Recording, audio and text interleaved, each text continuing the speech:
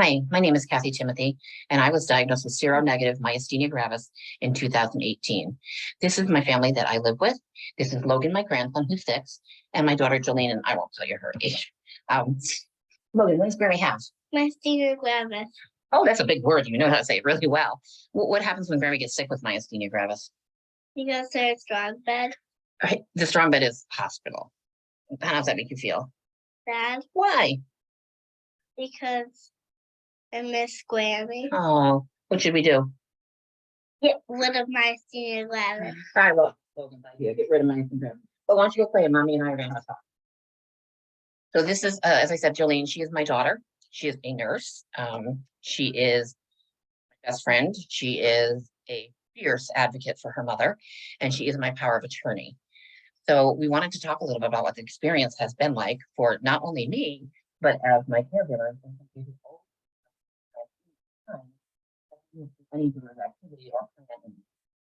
So a little bit about my diagnosis. I was much luckier than so many of you in the process of my diagnosis. I was already tied into a neurology practice with one of the top MG specialists. And so when I went to my own neurologist with some troubling symptoms, which were, I could not remove my foot from the brake pedal in the car. I had to actually use my hands to lift my leg to get it off.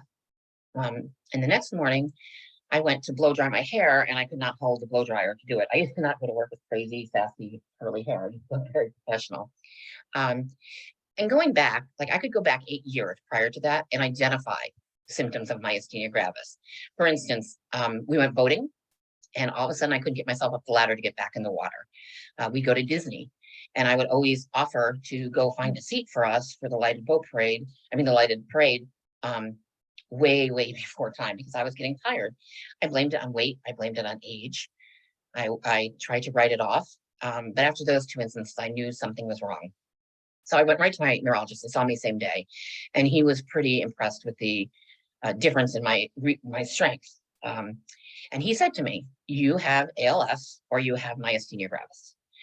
I had never heard of myasthenia gravis. I had worked my whole career in healthcare, in the business end of healthcare, but I still saw things, took care of, saw patients, and I had never heard of it. But I knew I didn't want ALS. So after they scheduled me they diagnosed me by repetitive nerve study. I am seronegative. And once they came back with the repetitive nerve study and the doctor said, "You definitely have myasthenia gravis." And they gave me a 15 milligram, a quarter of the methadone and said, "Take this 3 times a day." And I was like, cool. I mean, 20 years prior, I had worked through chemo. So if I can work through chemo, I can work through whatever this myasthenia gravis is. And so I went back to work that day, and that was July 18th, 2018. August 31st, 2018 was my last day of work. I declined very rapidly. I no longer was taking the 15 milligram pill 3 times a day. I was now taking methadone every 3 hours. And then in November 18th, I had a crisis that put me on a vent for 18 days. I was hospitalized between the hospital and rehab for 2 months. And this one was my advocate. She lived every day with myasthenia when I was in that hospital. So if you ever have a moment where you don't think your caregivers don't suffer with our disease, they do also. So Jillian, what was that like having to be my advocate when you're a nurse, you understand how to be a patient's advocate, but now it's your mom. Well, it's a different role when it's a family member versus a patient. And I thought I knew about myasthenia gravis to a certain extent, but it's not anything that is talked about a lot in school. It was maybe a paragraph in a book. So what I thought I knew, same thing. Oh, okay, you're going to take a medication a couple times a day and everything's going to be fine. I didn't realize all that comes in with it. Having to watch out for the heat, having to make sure that, there's frequent rest periods, making sure that, if you get any kind of infection, you're not only watching for the infection, but you're watching for the myasthenia symptoms. So those were all things that were completely new to me. And I had to learn a lot about it. And luckily I was able to understand a lot of stuff I was reading in medical journals, whatnot.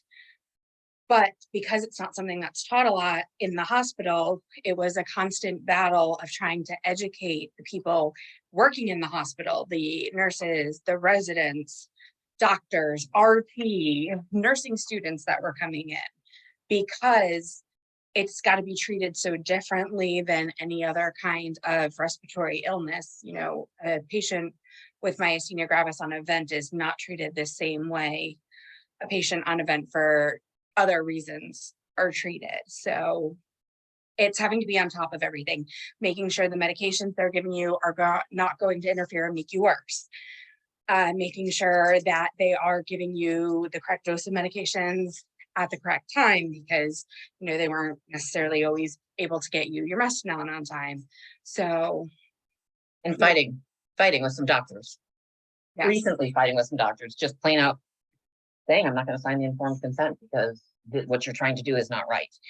The good thing that came out of that ICU, that long ICU stay, was the doctor was in every day, even Thanksgiving Day.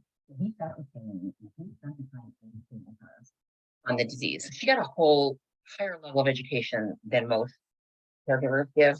So it really has helped in the advocacy. I truly would not be alive today if I didn't have her advocate.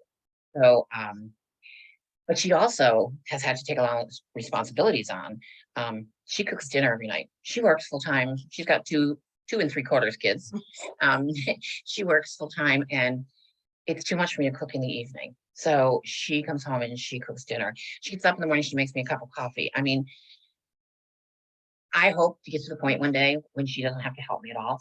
And I can return the favor. I can babysit for my 6-year-old grandchild, my 5-year-old grandchild, but I'm not much help with the baby. The myasthenia really affects the whole family, and getting the whole family involved in the education and in the advocacy. And then for us as patients, really connecting with our caregiver and letting them know they can take a break. Like, they can take a break. They need respite. And really understanding their journey. Sometimes her and I will have a little tiff about what I should be doing. And I've kind of learned that she really does see it better than I do. Christmas Eve past year, I should have gone to the ER. And she was arguing with me, and she was wrapping gifts and saying, Mom, you need to go to the ER. And I flat out refused. And then day after Christmas, I ended up on a ventilator. Had I gone Christmas Eve, I probably would have been on a BiPAP. So I do try to listen to her professional, and just us living with this since 2018. I will tell you, when I had to give up my career, I had just got my master's degree because I wanted to teach at the university. It was probably the worst part of myasthenia, truly, was being told I can't work. I felt like I didn't have a purpose. I felt like I was taking up space in this world with no purpose. It was really devastating to me. I loved my job. I worked hard to climb up the corporate ladder. It was stressful. It was 24/7, but I loved every moment of it. And then all of a sudden, you can't work. Everyone thinks they don't want to work until it's taken away from them, and then we wish we could. So for 2 years, I kind of was very lost. I'm not afraid to tell you, I had to take antidepressants and anti-anxiety, and I had nothing. And then my volunteer work with the MGFA has really changed me and how I deal with the disease. The disease no longer has control over me. Those 2 years, I let that disease control me, and now it doesn't. In fact, I had a physical therapist that had been my physical therapist when I had that 18-day ventilation. And I had her a few months ago in the hospital, and she said to me, you're like enlightened, you're happy, you've got power, it seems like you've got confidence with your illness. And it truly was through my work, on my volunteer work with the MGFA. I do 2 support groups. I help with the community. I am the chair of the community health fair. I help with the conferences, the regional conferences. But because I do that, I really have to educate myself on MG. And it's not that I'm letting MG take over my whole life and everything I do is MG. It's me taking control of MG and saying, you know what, you're going to knock me down. I know you are, but I'm going to get back up. And when I get back up, I'm going to do something about it. So we spent a lot of time doing stuff. She came and helped. Oh, tell me about your students. So one thing we know is that myasthenia gravis is greatly undertaught in the healthcare curriculum. So when we had our healthcare, first of all, we had medical students volunteer, which they sat with the neurologist, plus they talked to patients. And they left saying they could not believe that they knew so much about myasthenia. And then what do you do with your students now? So I work in nursing education, and my students actually came to the health fair and volunteered and were able to sit and talk to patients and then take that information back to their peers who were not able to be there with us. So I'm able to take this information and help educate the nurses that come through that I work with about, or the future nurses, about this disease, especially if they plan to work in this area, since we know that there is a large amount of patients going into certain hospitals in this area due to having myasthenia specialists. There's a higher incidence of coming across a myasthenia patient than in other hospitals.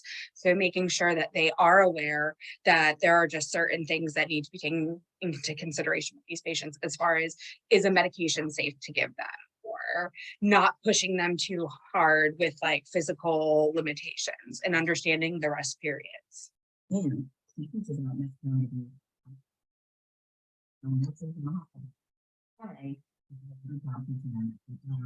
Tested on it, not with your myasthenia patients. So anyway, we just wanted to come on and say, we know the journey is challenging. We know it's difficult, but I think finding a way to take control back has what really helped me. And having a great caregiver advocate in your corner is truly the biggest blessing. Well, I wish you all on this crazy journey of MG well. And if you need to talk to somebody, definitely seek out a support group. They're out there. A lot of them are on Zoom. Thank you.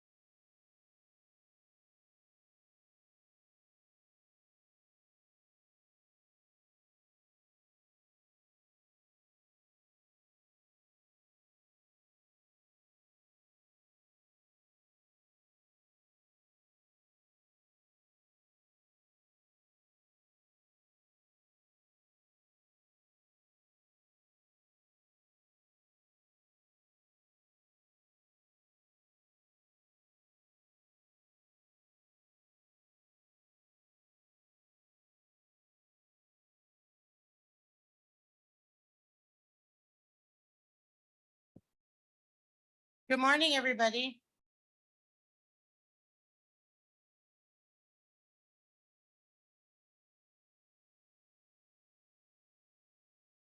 Hope everyone had a good night. I'm going to be introducing our first speaker. For those of you that don't know me, I'm Dove 11, Senior Director of Patient Programming and Education.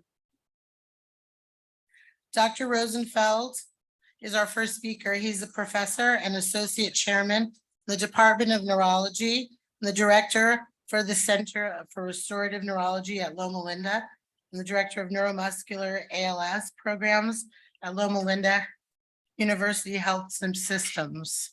His clinical activities over the past 20 years have largely focused on the subsequently development of unique neuromuscular programs. Emphasis has been on development of multidisciplinary approaches to provide aggressive, proactive care for patients with tertiary neuromuscular disorders.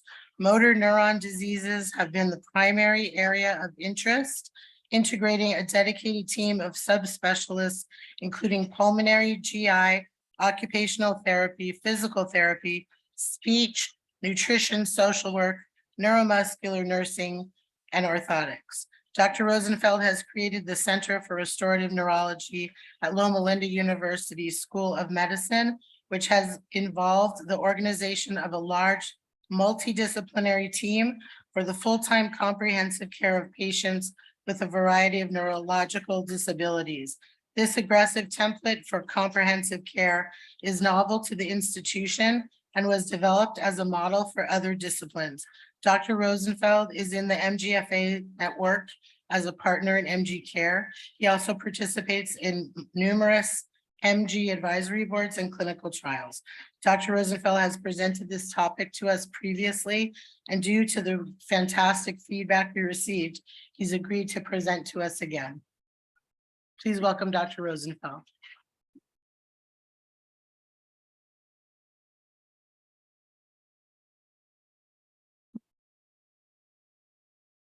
Thank you very much, Dova, for that very kind introduction. And thank you also to the Foundation for your generous invitation to be here.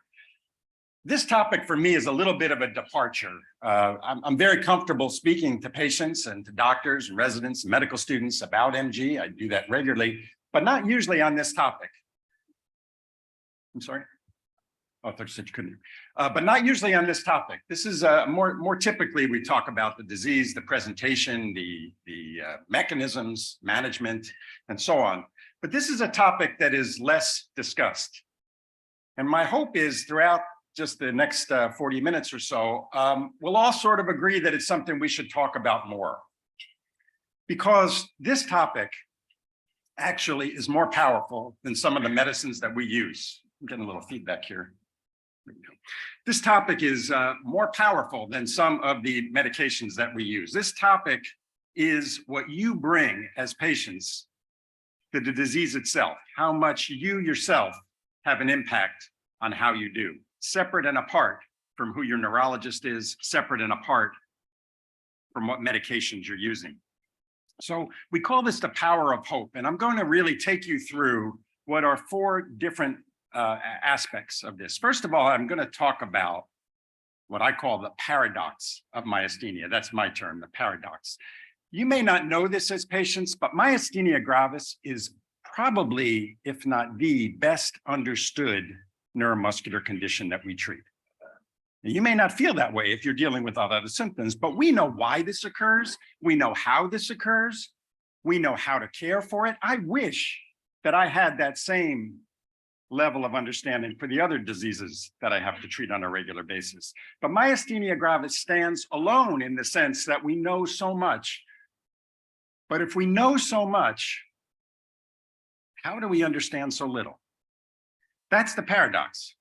You heard yesterday from Dr. Nowick that sometimes no matter what we do, we don't seem to make an impact. That's very unusual, very uncommon, but it happens. You heard about how many different varieties or presentations there are for myasthenia. We don't actually know why. Yet we understand exactly what happens in this disease. The other thing that's a paradox about myasthenia is how many times I meet a patient who has sort of resigned themselves to dealing with symptoms every day. Myasthenia is a highly, highly treatable disease. And because it's highly treatable, it is a very realistic expectation that you should have no symptoms. And every one of my patients that I see, especially new patients, I tell them, my goal is to have you return to exactly what you were doing before this diagnosis. And oftentimes we can do it. But that is a realistic expectation. But when I see somebody who's been dealing with the disease for 10 or more years, and they come in and I'm the first person who told them they should be symptom-free, that's wrong. That's wrong. So you should know that that's a realistic expectation. I'm going to talk briefly about the science or the biology behind MG, although much less because I heard Dr. Noakes talk yesterday and he reviewed some of this, so I'll sort of go a little bit quicker through that. But mainly what you should be aware of is the immune system is impacted by many things in addition to medication. And the immune system affects myasthenia gravis. It is a disorder of the immune system. And of course, we'll talk about what you can do to make that impact. So there are some takeaway messages today. If I lose you along the way and you go home with one or more of these 4 ideas, understand that MG is a very treatable disease, among our most treatable diseases in neuromuscular medicine. Your attitude can absolutely affect your health. There is science behind it. I'm going to review some of that. But in addition, I want you to understand what you can do to affect that from happening. Now, I say avoid fear by choosing hope. Fear, as we'll discuss in a moment, is probably the most significant disability of anything that you can have. Fear is worse than shortness of breath. Fear is worse than swallowing problems. And the reason why fear is so pervasive, so disabling, is because it cuts you out at the knees. It impairs your ability to cope with things like weakness and swallowing and breathing. So what can you do about fear? Choose hope. And this is my favorite expression. I use this all the time with my patients. I say that if you get your head in the right direction, your body will follow you. It sounds cliche-ish, but it is so true. And I'm going to show you some of the evidence and introduce you to some patients in my stories along the way that will underscore that. Now, this slide is purposely made that it's hard to read. Even if you're sitting in the front, it's hard to read. But this is a wonderful slide. I'm not going to change it because it shows all the milestone discoveries along the way of myasthenia. And every one of those green arrows that are pointing down, they're milestone discoveries, and every one of the blue arrows pointing up are medications that we use that have been discovered. And as you can see, it's a very crowded slide. Again, I wish I could show this slide on every disorder that we treat in neuromuscular medicine. And some of you that are being actively treated, you'll recognize some of these medicines. Many of these medicines were introduced just in my career. In fact, 3 in the last 2 years. So this slide is out of date already because efgartigimod is not on this slide and ravulizumab is not on this slide. So if I could find the original slide, or this came from a review article that I took it out of literature, it needs to be updated. That is a very, very good problem to have.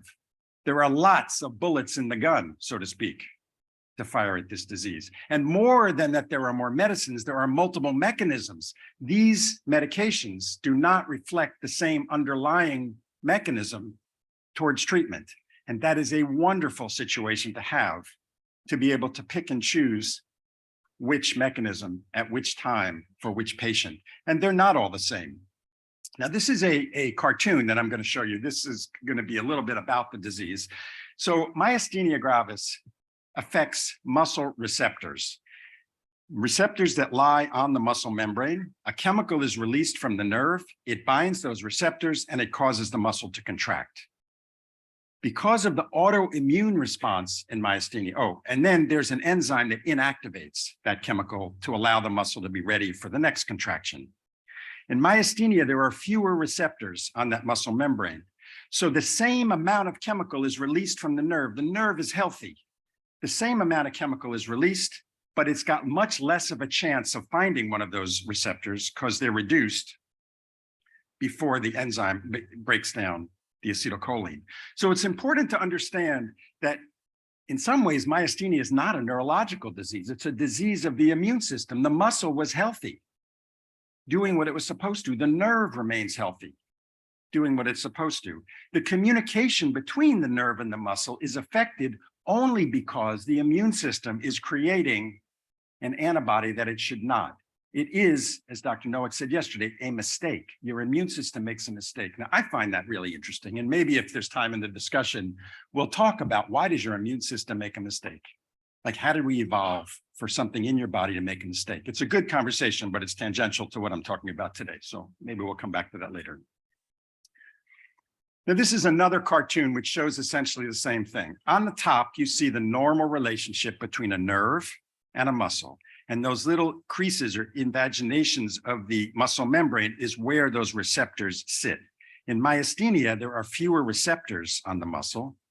And so the muscle architecture is less complex. And that junction between the nerve and the muscle doesn't transmit muscle contraction. There are fewer ways for that acetylcholine to bind the receptor. And that because there's fewer receptors binding, there's less muscle contraction. And that's why there's weakness in myasthenia. Now, those blue little Y-shaped structures are antibodies. And those antibodies physically attach and degenerate the muscle receptors. The muscle is healthy. It was minding its own business. It was working well. The antibody came in and messed up. Now, we have many different medicines to treat myasthenia, but I want to just highlight, this is sort of a high-level overview of when we're making decisions as to which medicine at which time. We use the acuity of the response oftentimes. So certain things that we use act really quickly. Mestinon acts within a half an hour, usually. Plasma exchange, IVIG, prednisone, these can act within a day, 2 days, a week. Other medicines take much longer time to kick in. Most of the steroid-sparing agents, mycophenolate, azathioprine, cyclosporin, these can take months to kick in. We now, again, this is dated because some of the newer medicines that have come on over the last year or two, they have a very acute onset of action, a wonderful additional bullet to put in the gun to have another medicine to fire early on. It's important to understand that every one of these medicines that we use to treat myasthenia, except for one, affects the immune system, not the nervous system. The only one medicine that we prescribe for myasthenia that does not affect the immune system is pyridostigmine. That affects the scissors from my previous diagram. That affects the enzyme that breaks down the chemical. So if you impact or suppress the enzyme that breaks down the chemical lasts longer. The chances of that chemical finding an available receptor is increased, and that's why you feel stronger when you take Mestinon. But Mestinon affects the acetylcholine esterase, the enzyme that breaks down the acetylcholine, and every other medicine that we use affects the immune system.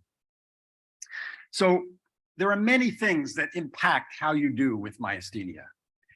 Things like how severe the disease is. Are you depressed? Are you older?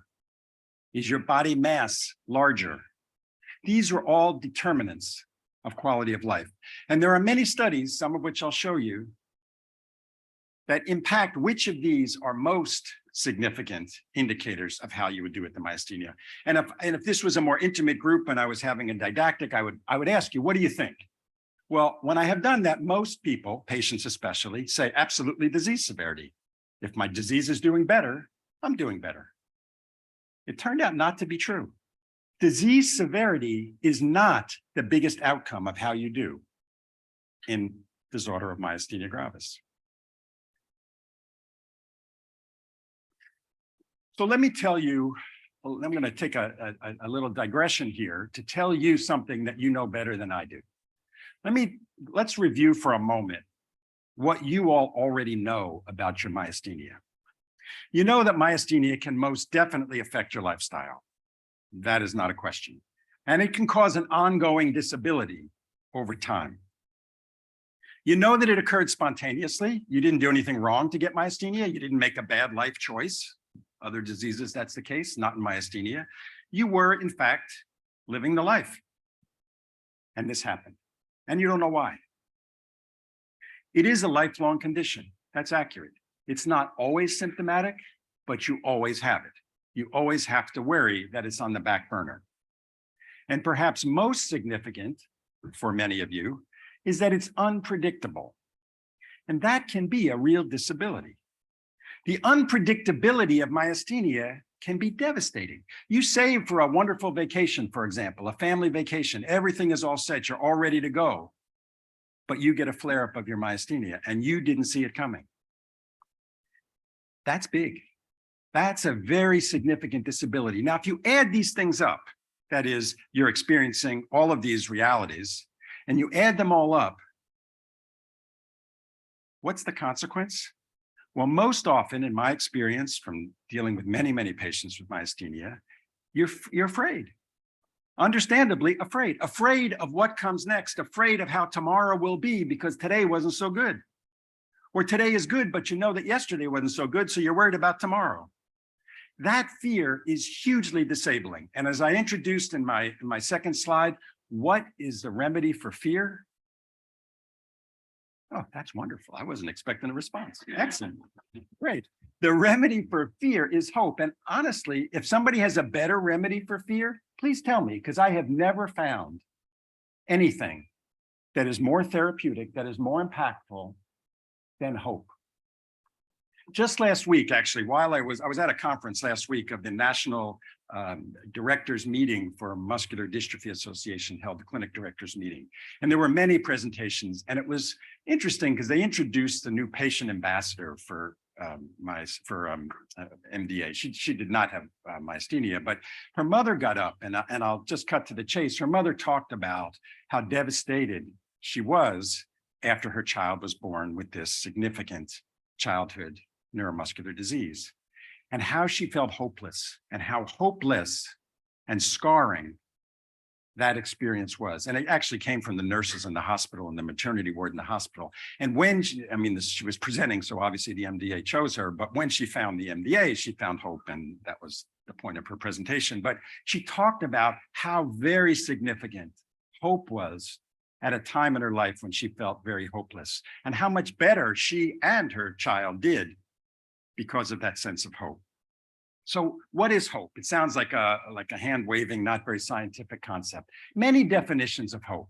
And for you individually, probably you have your own, but I'll give you some of my favorite ones. So hope has been defined as a possibility of a future that's better than the uncertain of a difficult present. So that ticks off two of the things that lead to your fear.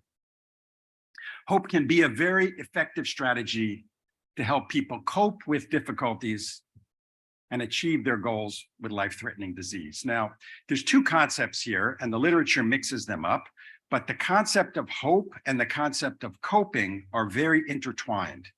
If you're coping well, you're more hopeful, and if you're less hopeful, you don't cope as well.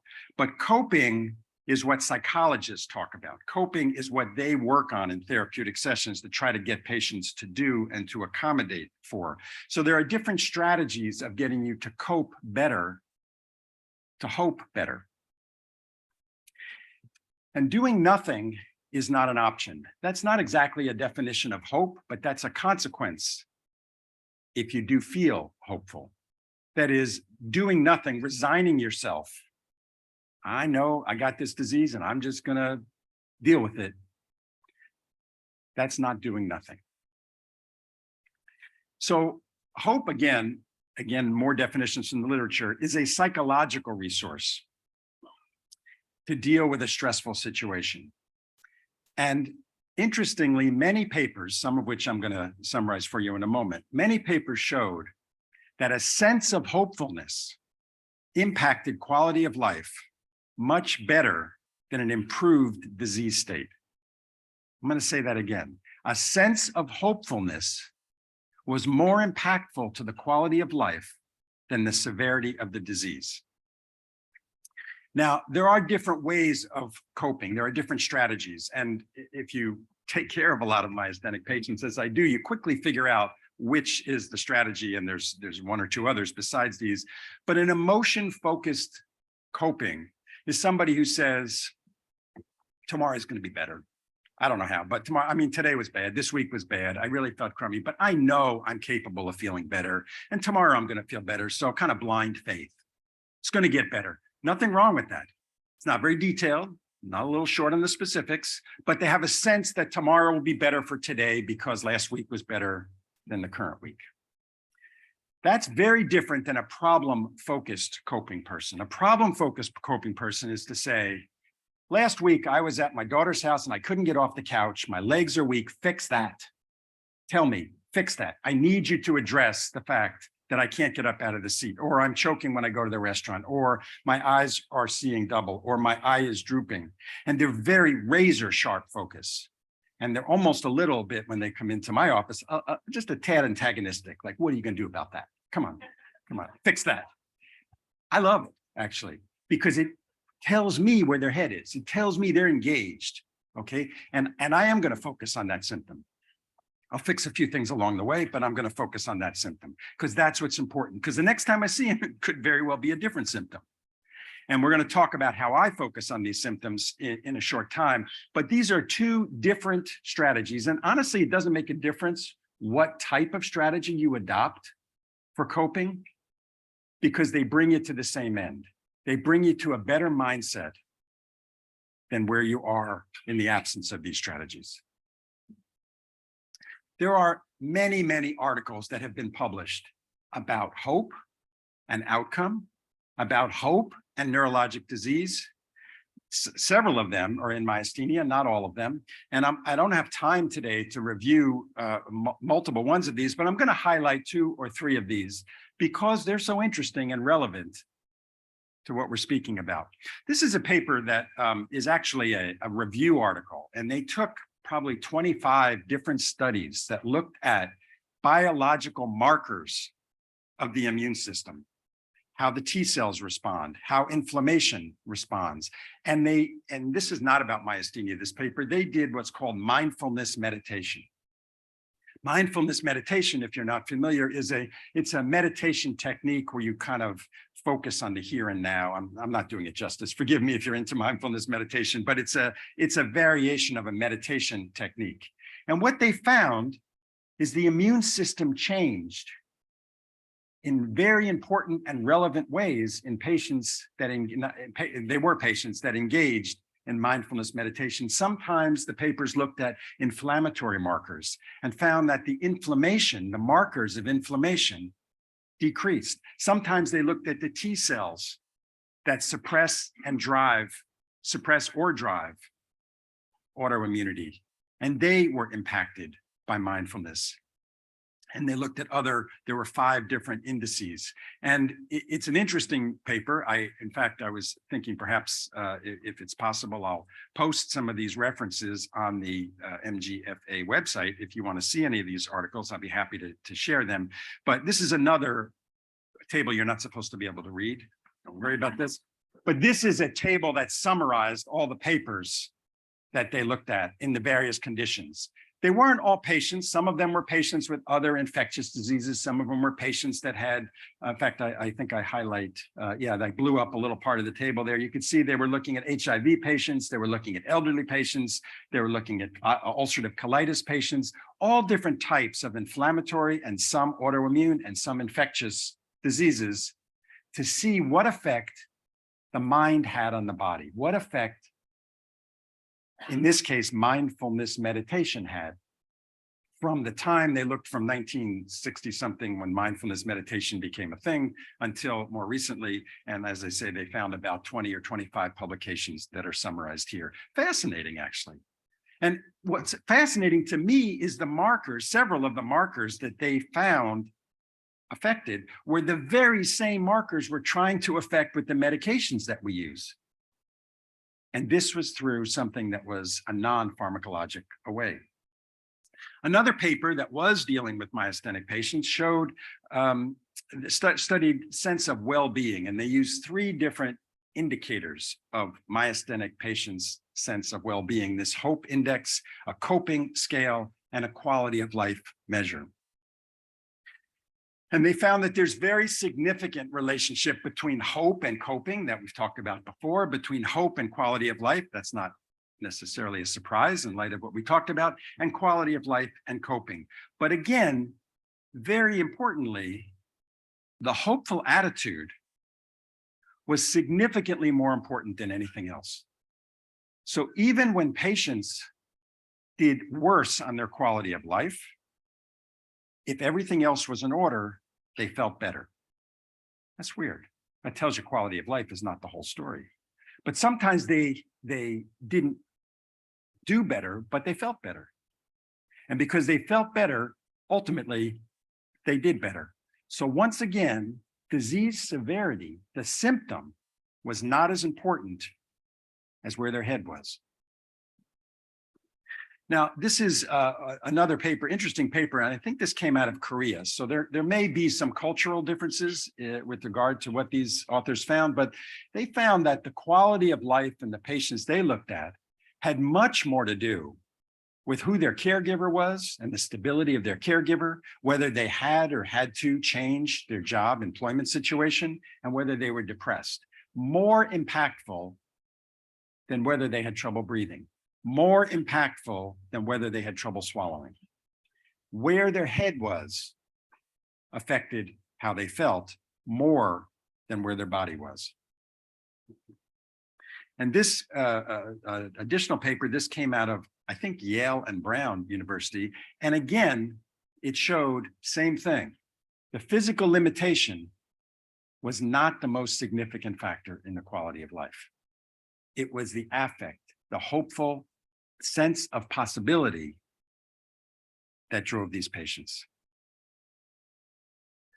Now, in my setting, I'm very fortunate, and I realize this is not the case across. I work in a large academic institution, and I actually went there to set up this program where I have a whole team of allied health folks that work with me every day, all day. So they're full-time with me. They don't come together to see patients occasionally. I have an OT, a PT, a speech, a respiratory, dietary, and a counselor whose circle is not on there. I heard about that from them, but there's also a behavioral health. Ironically, shouldn't leave it off at the talk about emotional health, but she's just like a behavioral health specialist on the team as well.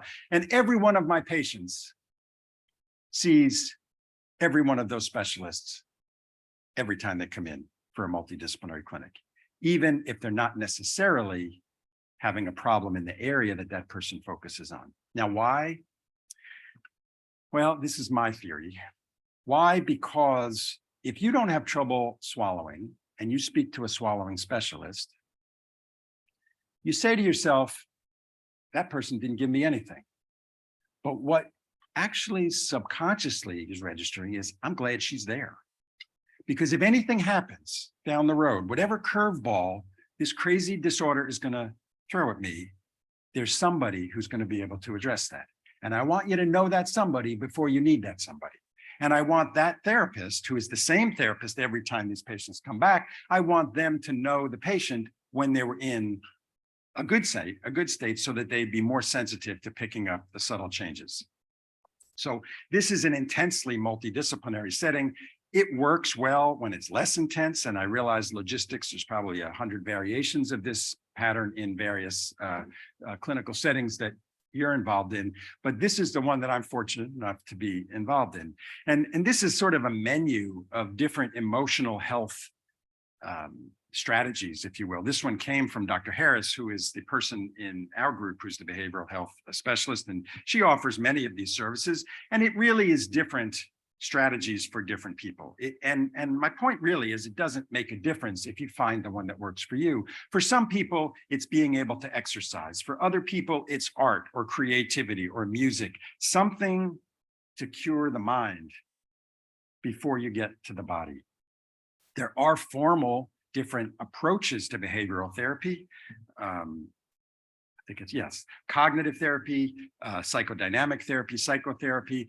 It isn't that one is better than the other. It's a matter of the skill or the orientation of a counselor or a therapist that you might see. But these are all therapeutic modalities that help a person cope, that help get your head in the right place. And again, if your head is in the right place, good. See, now I know you'll do that, so I'm going to go back and forth like that. Your head is in the right place, your body will follow you. I can't overemphasize it enough. As little as we talk about it, and myself included, as I said, this is a digression, this talk, from what I usually talk about. How important is that? That we have, all of you, have a way to help yourself that maybe you haven't tapped into yet. So let's just review again before we open this up to some questions, because I definitely want to hear what you're thinking. To review, MG is a very treatable disease. Being symptom-free is a very attainable goal, and a goal you should want for yourself. And if it's not where you are right now, I just encourage you to keep looking, because there are lots of bullets in the gun.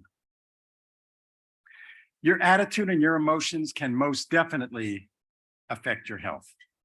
I've shown you that there's some literature that supported that.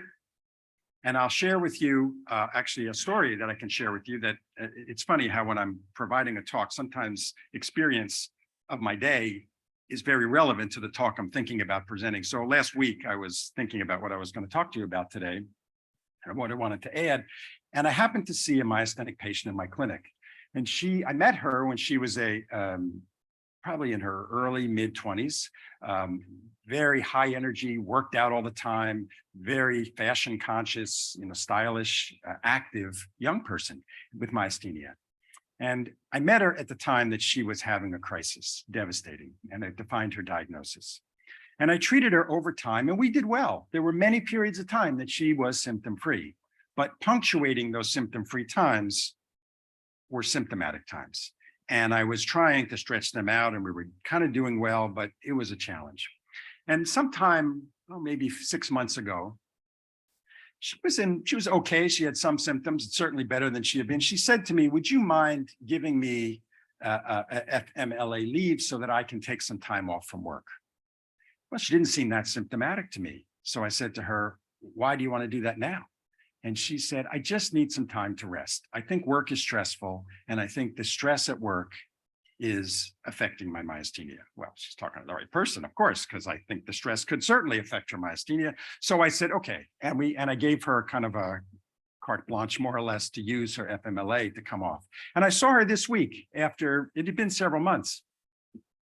She looked better than I've ever seen her look. She told me she's getting married. She told me she had all of these plans. And she even had some symptoms, but she didn't care. She had some symptoms. They weren't terribly disabling symptoms, and she thought they had gotten better recently, so really wasn't very symptomatic. And I said, you really look great, considering I haven't seen you or treated you in 4 months. Actually, it was almost 6 months. And I said, what do you attribute this to? And she said, I got a new sense of myself. I took the time off from work. I rested. I read books. I spent more time with my family. And now I'm ready. And she's back at work. She went back to work on her own. It wasn't like she wanted to be out of work. She went back to work. But what changed? Honestly, I'd like to take credit for how well she's doing, but it wasn't me. It was her. It was her. I signed the paper. That was my contribution. Avoid fear by choosing hope every single time. If you're afraid, if you're apprehensive, if you're thinking, oh my gosh, I hope next week when I want to go out of town, I don't get symptomatic, find a hopeful alternative. Find something to grab onto. Fear is more disabling than shortness of breath. It's more disabling than weakness. Find the hope. And then lastly, again, my favorite expression, if your head is in the right direction, your body will follow you. Good. Maybe in unison, you'll get a t-shirt or something. So I want to pause here because I have a sense that this might generate some discussion, and I wanted to make sure that we don't run out of time for discussion, and I'll do my best to address your comments or questions. Thank you all very much for the invitation.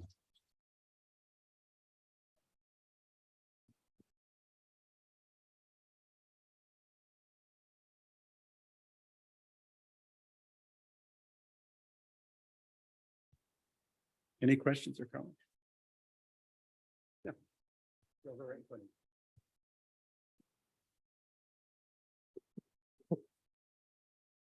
So yesterday in yesterday's discussion, I had made a comment that I went from about 4 years old to 45 years old undiagnosed. And a few people asked me, how did I make it? And everything that you said is exactly how I made it. Maybe the medical professionals that I saw, they failed me and that they did not diagnose it. But what they did do, and what I did as a patient, as the things that they did offer, I was open to them. Some of the things you had on the list, acupuncture was incredibly helpful. The other, I guess, win that I had was I was introduced to biofeedback when I was in my early 20s. And that helped me to maybe, it wasn't so much hope. You said, does anyone have a different term? I didn't have hope maybe, but what I did was I came to accept it. So if there was something that was going on in a week, I knew it's probably going to show up. It probably is. And you know what? I'm still going to go forward with my life. So I just sort of wanted to validate what you said and that add that. And, you know, just ask in terms of treatment for this, you know, where do you see that going in terms of, I know patients sometimes they have difficulty getting those alternative therapies. I feel I was very fortunate to get acupuncture prescribed, and biofeedback for me was essential, was biofeedback. That's when I really learned how to cope. And that's where the acceptance came. The term hope, I didn't so much, I didn't even know it was wrong. I thought one day I was going to be on an episode of like ER or something, and it was going to be like a vitamin deficiency. It felt very systemic. So I didn't know it was going to happen, but that's how I kept going. So I just wanted to validate that. So, thank you very much. So did biofeedback make you feel stronger? You know, when I would be yes, when during the sessions, I felt more in control. That's what it did So for that's me. worth thinking about. You saw the disease of myasthenia in the cartoons. You saw the receptors that get degenerated and how the muscle doesn't contract. How did biofeedback make a person feel stronger? It's worth thinking about. What changed? Strength is strength, right? The muscle contracts or it doesn't contract. How did she get better contraction with biofeedback? I believe you. I'm sure you did. And thank you for sharing. Yeah, thank you for sharing. Acceptance is a concept that you mentioned, and I didn't actually get a chance. Acceptance is a very important coping strategy, provided you accept the right thing. If you sell yourself short, that is, I'm just going to be destined to have all of these symptoms forever. It's adaptive because you sort of go on, but it's not ideal. And I'm challenging you to don't accept what you don't have to accept. There are lots of new and exciting therapies. And going forward, we're going to hear even more. That the reason that there's 2 rooms of exhibitors is because pharma is very invested in this area. We are about to see a great expansion in the number of alternatives. I'm excited today by what we have. If I'm invited back here in the future to talk about therapeutic options, it's going to be a longer talk.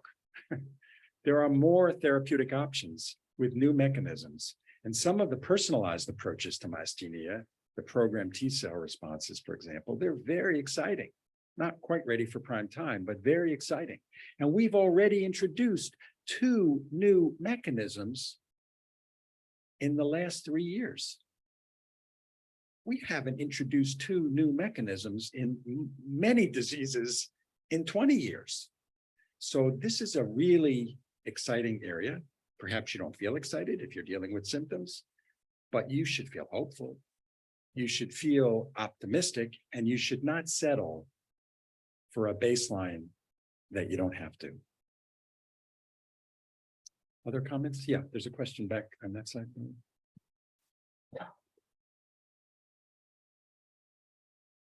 In your sticks.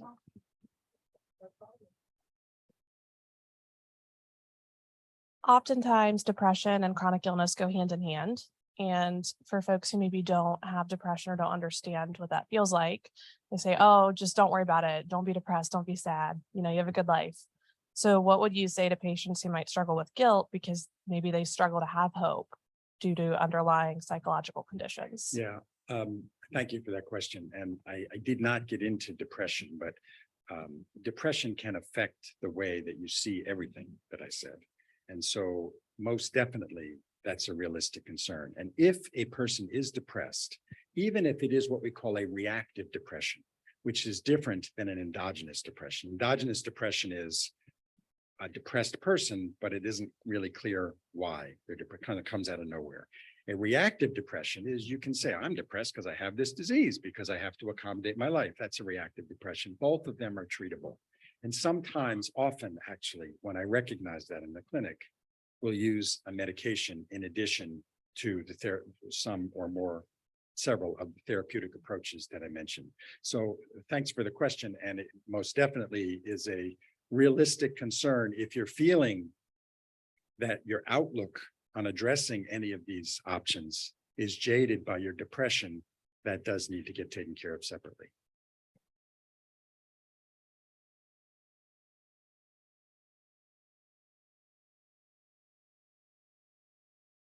Good morning. Thank you very much. I enjoyed that. I understand the power of hope as it relates to the patient, and if the patient has a supportive system around them. But many times I hear patients saying, my husband doesn't understand, or my partner doesn't understand. They think I'm being lazy. What would you say to the patient, and maybe how to improve the support system around them? Yeah, also a very good point to bring up. So as you saw from the paper that was out of Korea, the caregiver and the quality of the caregiving and the attitude of the caregiver was a very impactful outcome for myasthenic patients. So there isn't one right answer to that important question. My answer, typically in my clinic, is I very much encourage the caregiver to attend the clinic session. So when this caregiver goes and meets with my whole team, and they see all the ways that these folks are addressing what's important to the person, even though it's not spoken, there's a very strong message that comes back that this is not just a person being lazy. I make sure in my setting that the caregiver understands what the patient understands. So if they're not there, that's hard to do. If they're not there, I might send educational literature back. I might encourage them to come in with the patient next time. But I have heard that, and because myasthenia is often not a physically disabling kind of a disorder, it can be perceived by an uninformed caregiver as just laziness or depression or lack of motivation.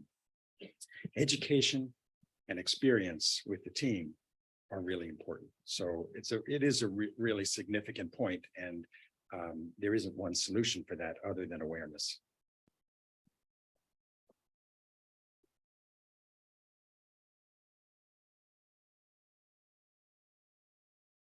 Thank you so much, Dr. Rosenthal. That was really wonderful. And my name is Dr. Mack. How many people here practice any kind of biofeedback, meditation, yoga, or do you just have your own way to just chill? Raise your hand up really high. Okay, great. Right. Okay, fine.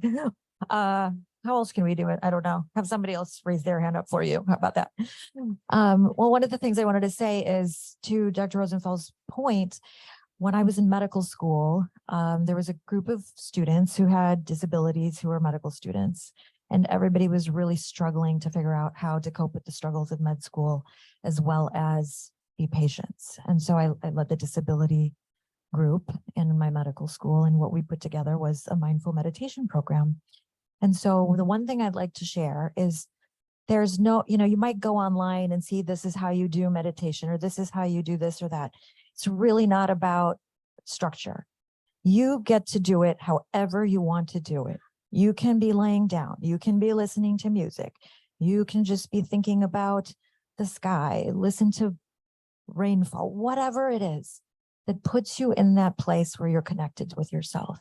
It doesn't have to be an hour. It doesn't have to be 20 minutes. You can do it just for short periods of time. But just getting that connection with yourself is really what's the most important.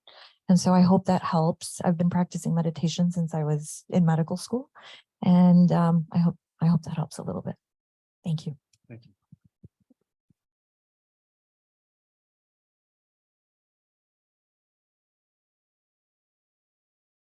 Thank you very much. My name is Quentin Taylor Garcia, retired from the Army, and I was a patient at Loma Linda.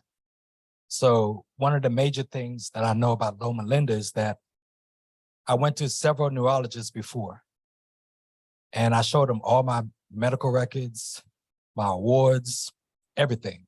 I'm like, fix me. I need to get back with my soldiers. Like literally, I was fussing at my doctor, like, what's going on? Fix me now. And he was like, well, I'm not in the military. I'm like, fix me now. But got transferred over to Loma Linda, and in there, did the same thing. I'm like, can you fix me? The doctor's like, yes. Total surprise.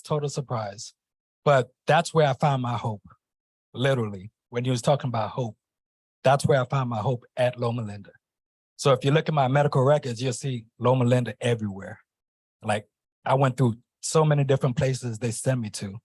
And I went through the depression because I was 150 pounds, not anymore, but went through all the different stages. And the doctors sat down with me and said, okay, what are you trying to fix? I said, whatever this word is that you say I have, just fix that thing. And he said, okay, let's target a certain area. I said, okay, can I run again? So after we spoke for 30 minutes, he found out that I was trying to go back to my old ways of my old body. So he taught me how to change my mindset. And once I changed that, after a while of depression, I learned to speak it into existence. And my kids, the family, all the people that's around me knows, speak it into existence because it works. I went through from my body crashing in the middle of the street, not knowing why, to the doctor sitting down with me, crying. The doctor cried with me, which was, you guys did pretty good. They cried with me, then they lifted me back up. My commander came with me to one of my sessions. So a lot of people in the military may have it and don't even know it. I was fortunate to have a commander that came with me to understand what was going on. When I retired, the craziest thing ever, I'm gonna close with this. When I retired, my new commander had ocular myasthenia gravis. Crazy. So when he's filling out my paperwork, he's like, wait, you have MG? I'm like, yes, why? He's like, I have MG. So now he's coming to my office, sitting down with me like, hey, what's going on? So I was creating videos. I created a Facebook group, Sergeant Myasthenia, like so many different things because I could not find the stuff I needed until I went to Loma Linda. So thank you guys at Loma Linda. Thank you. I appreciate that. I didn't plan that. I've never met him. But come back. I'm ready for you. That's problem-oriented coping. You saw the difference, you know, that razor sharp focus of fix this. And it actually is very typical of folks in the military. Physicians, soldiers, very similar. Now fix this. Yeah. Oh, go ahead. Hello, Dr. Rosenthal. Hello, everybody in the room. My name is Tony Gittles, and there is a service that Myasthenia Gravis Foundation of America offers that I'm afraid most of you don't know about because it's an underutilized resource, and that's me. And I run the National Caregiver Support Group, and we have 2 different meetings. I'm on the East Coast, so I have a 9 a.m. meeting Florida time, and also a Saturday morning time for others. The people that have attended have gotten great value. Whatever I can do for any of the caregivers in the room, please come up to me. I'm happy to talk with you, and I'll be speaking at 11. So please come to my session. I was a caregiver for my mother for 14 years, and I have a book coming out for caregivers. So I'm really immersed in the subject and helping caregivers. And Thank you. you need to know about that resource too. Thank you.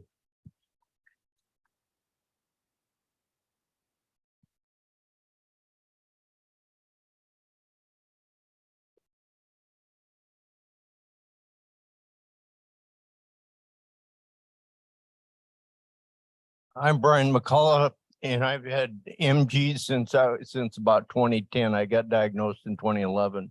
I had a doctor, my internal medicine doctor. I was having a meeting with him, and I said, I see, and I'm 72 years old. I says, I see all these other old guys get around doing stuff. I says, how long do you think I got to live? And he said, I says, I want to push till sometime past 80. He says, well, you got to keep in mind, not only are you old, but you've got MG. And I said, well, I just kind of listened to what he said, and then I walked away and I said, you know, I got to think of this kind of like Clint Eastwood. He says, a man's got to know his limitations. Well, that's true, but that's only the beginning of the story. And I've known a lot of folks that were my age that were saying, well, you're too old to do this. You're too old to do that. I don't care whether it's MG or getting old. What you got to do is just figure out a new way to do the things you want to do. And I've climbed up mountains. Hunting and fishing is a big thing. Since I've retired, I just find different ways to do the same things I enjoy doing. And that's what keeps me going. And I guess that's my hope too. And I just have talked to several other folks and they say, how do you keep doing it? I said, well, I just find a different way to do the same thing. And I think that's a good approach to it.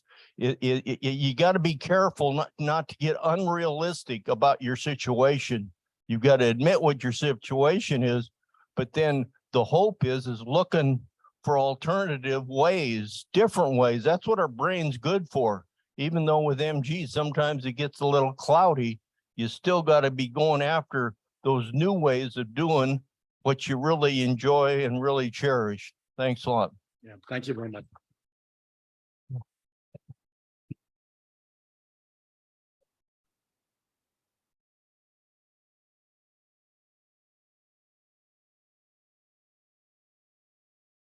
Hi, I'm April.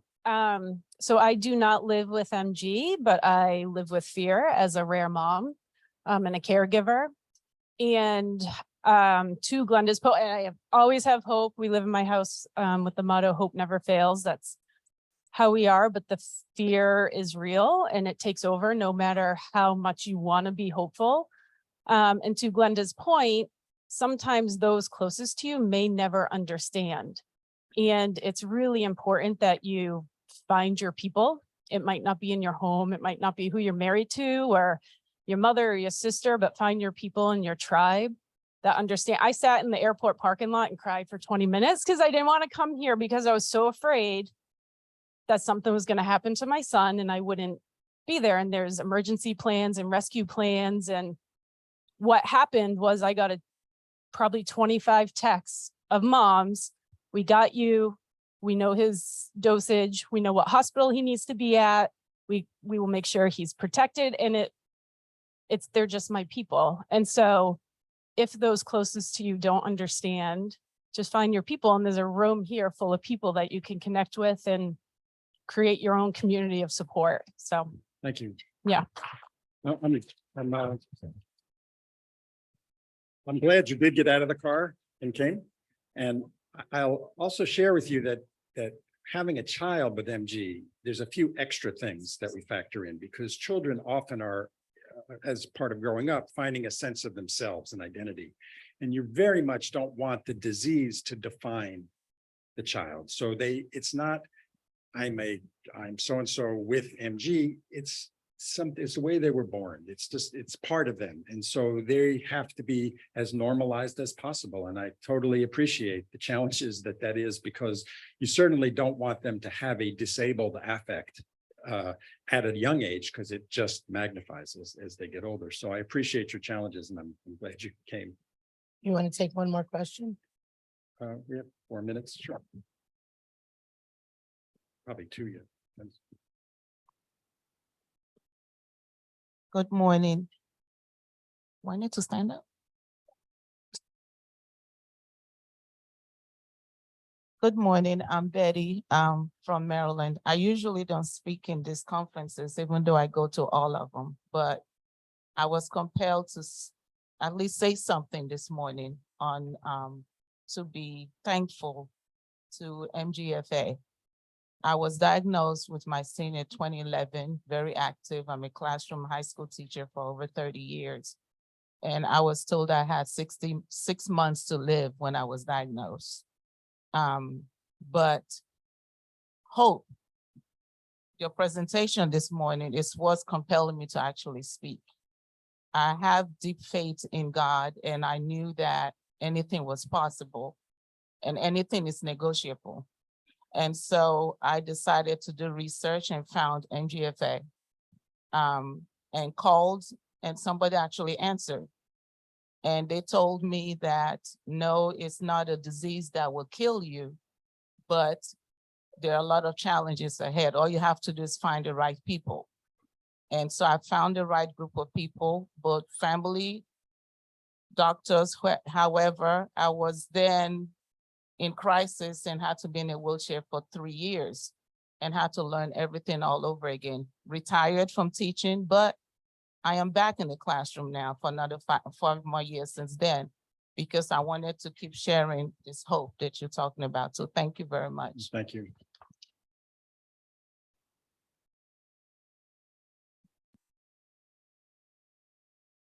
I don't see any more questions. A final comment or question? Okay, well, again, thank you all very much for having me and for the foundation for the kind invitation. Thanks.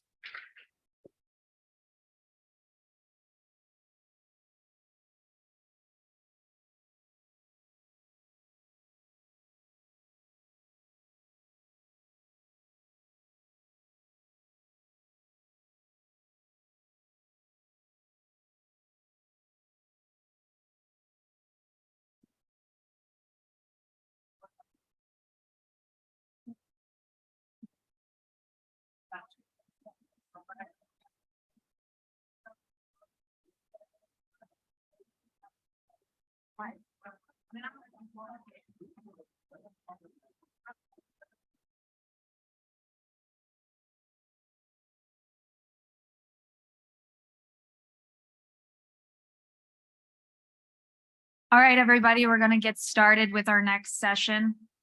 So if you could all get settled, and our Pete, oh my gosh, please feel free to come up here as we're going to get started.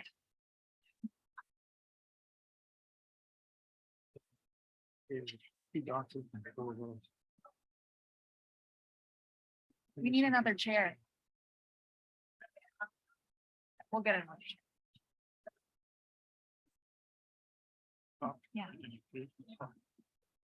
That's all right.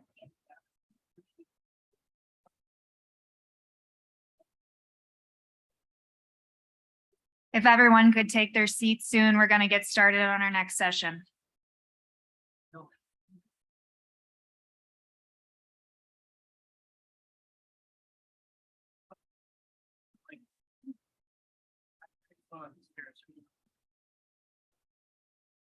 All righty. Well, good morning, everybody.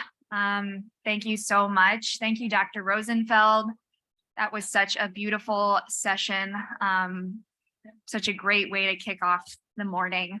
As someone who has myasthenia gravis myself, when I was 10 years old, I could barely chew, swallow, speak, couldn't even get through the alphabet. Couldn't even chew, anything really. So the only thing I always tell people, the only thing I had to hold on to was hope. So thank you for that. For those who don't know me, my name is Meredith O'Connor. I am one of the newest members of the MGFA team. My official title is Assistant Vice President of Patient Engagement, Advocacy, and Policy.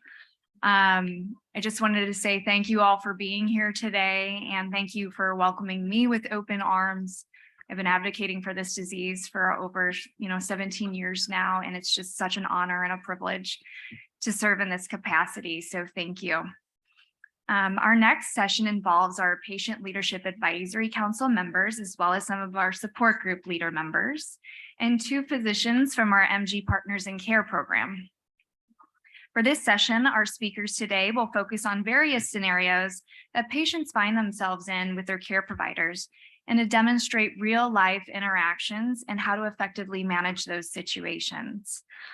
Please welcome Zach McCallum, PLAC member and support group leader, Hannah Enzer, support group leader, Maya co-leader and community health fair lead. We have Glenda Thomas, support group leader and PLAC member, and Pierre Clement, support group leader and PLAC member. The neurologists taking part in this session today are Dr. Richard Nowak from Yale and Dr. Ashley Anderson from Houston Methodist Hospital. Thank you all for being here today. It's truly a privilege. And thank you for all the time and energy that you've put into this session. So please give a warm welcome to today's panel.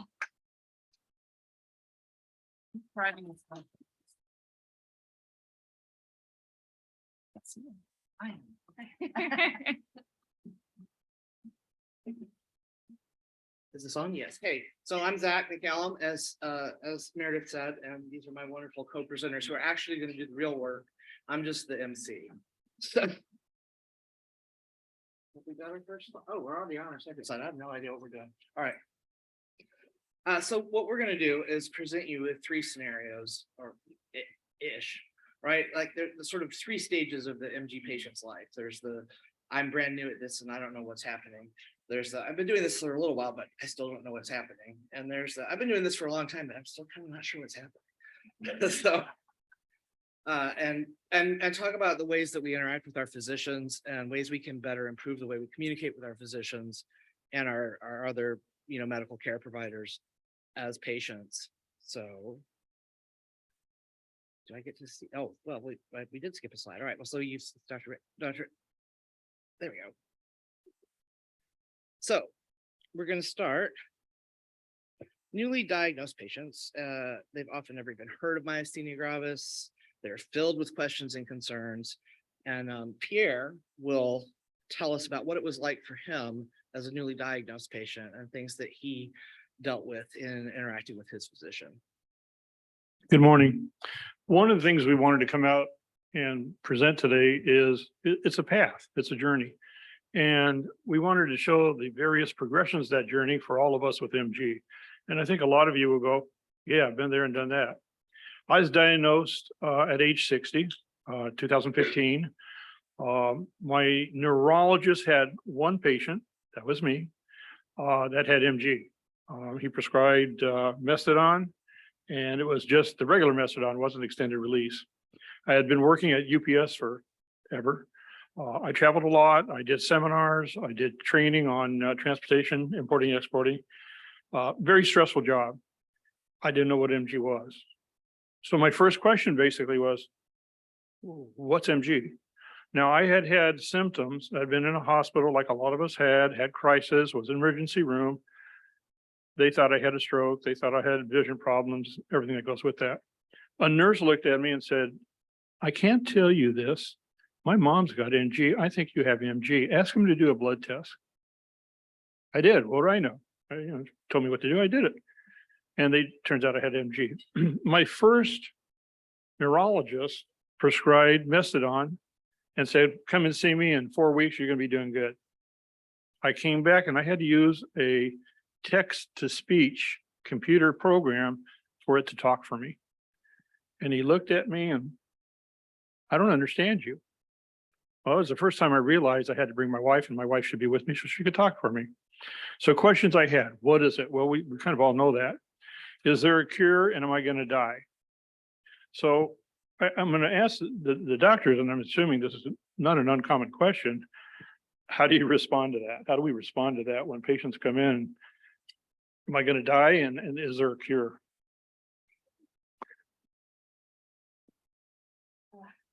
Good morning, everyone. Thank you so much for allowing me to be here with you all today. So myasthenia gravis, one of the things I try to do for my patients to explain, because it is complicated. And I don't think that even as physicians, we're aware of all the different ways that myasthenia can affect patients. And we're still learning about different mechanisms and antibodies related to it. One big thing is that I often show a picture actually of the neuromuscular junction simplified, and how the antibodies end up impacting that, and how that impacts the variety of symptoms that patients experience. And then the am I going to die question, very unfortunate. Say I haven't gotten it before, and I'm sorry that someone mentioned out in the audience that a provider told them that they were going to die. But I talk about how there's not a cure, but like most things in medicine, there's not a cure, but it is manageable. And we're definitely making a lot of strides and a lot of different efforts in order to make the lives of patients with myasthenia, have a better quality of life. As time went on, I saw a new neurologist, mine retired. I saw him on Thursday, and Friday I got a letter at home saying he was retiring. Good luck. And that's okay. It happened. I was fatigued all the time, and I didn't know better. So my appointments were for 9 o'clock in the morning. I like to get up early. Well, when am I feeling the worst? In the afternoon. So it's pretty good in the morning. I see the neurologist. He goes, "You're looking pretty good. Things are going good." Well, by the time I got home, it's now 2:30, 3 o'clock in the afternoon. I talk like a duck. My eyes are closed. I can barely walk. And I'm thinking I'm seeing him at the wrong time of the day. I also had no clue of what kind of test should happen. My first neurologist, outside of doing the blood test, really never did any strength tests or anything else. Just looked at me, listened to my voice, and said, "You're not doing good. Let's up your dosage." So one of the things that I came to learn, and I'd like to ask the doctors, I'm fairly sure it's a standard strength, balance, and agility test. Neurologists I see now, and this is my third one because I've moved, does it every single visit. There isn't a visit where they're not testing the strength, doing the repetitive testing and everything else. Would you describe that as a pretty common part of the procedure with a patient? Yeah. Yes, I would. That would be a standard neurologic or neuromuscular focused examination where there would be strength testing.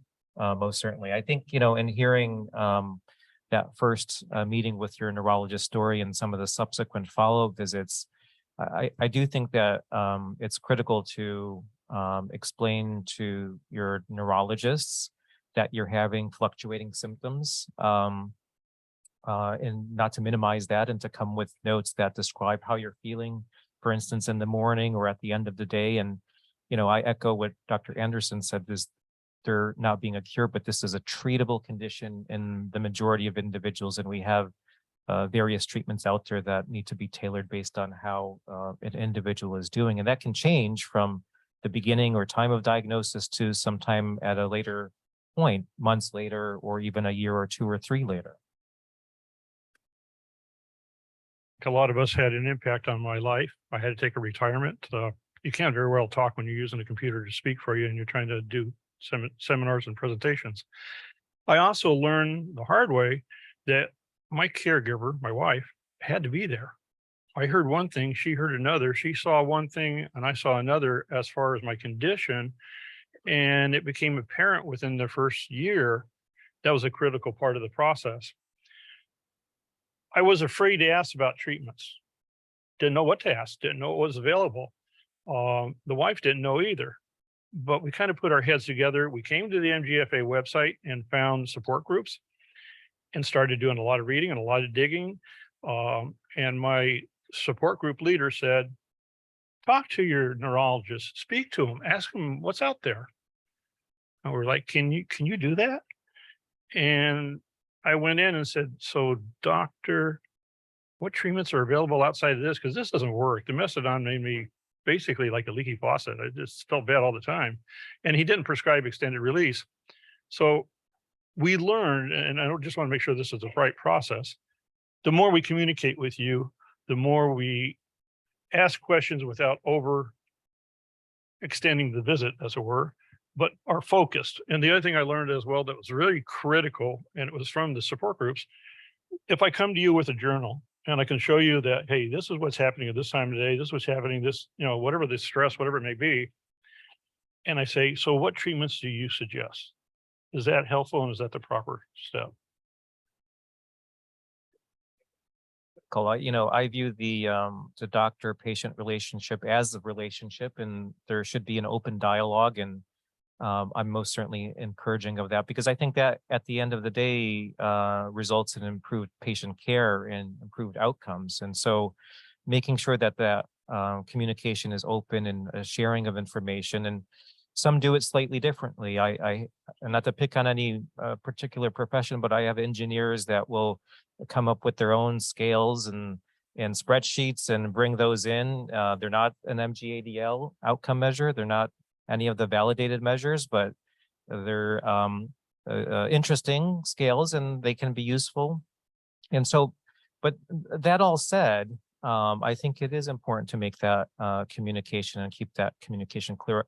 I have a lot of my patients check in with my clinic nurse on a weekly or bi-weekly basis to let us know how they're doing with medication adjustments, where they don't necessarily see me, but my nurse is very much in tune with what MG patients and what their symptoms are. And so we do very close monitoring, especially soon after diagnosis. So it's what I would say at the end of the day is you have to find a relationship with your doctor that works best. And that could be different from one to the other. But I do think it's critical for improving. And don't ever feel that you can't ask a question. You should ask all the questions that you want. Yes, visits are certainly sometimes limited in time. So it's very important, I think, and what I would encourage is to be prepared by having your questions potentially thought through or written down. So that's what I would say. Dr. Anderson might want to add to that. I definitely just want to echo everything that was just said. My patients too also sometimes email me the spreadsheet beforehand, which is fantastic. It allows us to make sure that we have a good starting point for the conversation. I was talking about, as far as treatments for my patients for newly diagnosed, I often discuss what treatments are available at the initial clinic visit. Mestinon, pyridostigmine is, definitely a standard of care in regards to that, but definitely does not work for everybody and is not tolerated by everybody. And so talking about what additional options are, and then patients' other medical comorbidities, any other potential side effects, all of that goes into the conversation as to determining what may work best. And the conversation is that, this is a little bit of trial and error. We have to kind of figure out what's going to work best for you. Just like any other medication, even for blood pressure, patient A may be okay with drug X, but patient B, it may not work well for them. And so myasthenia works in a similar way. And maintaining that, dialogue and, open dialogue and conversation with your neurologist and their staff is crucial. We see patients in the office 30 minutes, maybe an hour at the most for a visit, but you have, the other, 23 hours in the day as to how your myasthenia affects you that we're not aware of. So definitely please provide us that information. Never be afraid to let us know all what's going on so that we can make adjustments. Can I interject? I wanted to ask doctors, are there things that you think would be really ideal for, if you have a new patient, what would your ideal new patient come to you with? How would they approach you?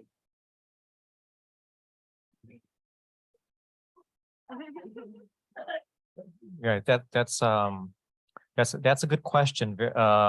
It really depends. I would say that to come in with an open mind and to not only that, to listen to what we kind of try to discuss during that visit about what the diagnosis is.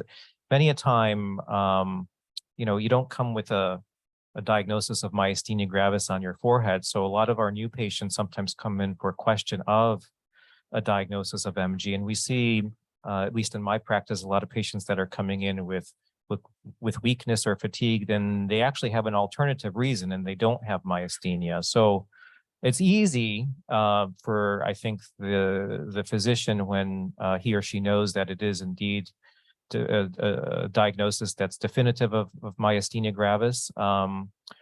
But I would come in with a series of questions or discussion points that you want to get out of your visit.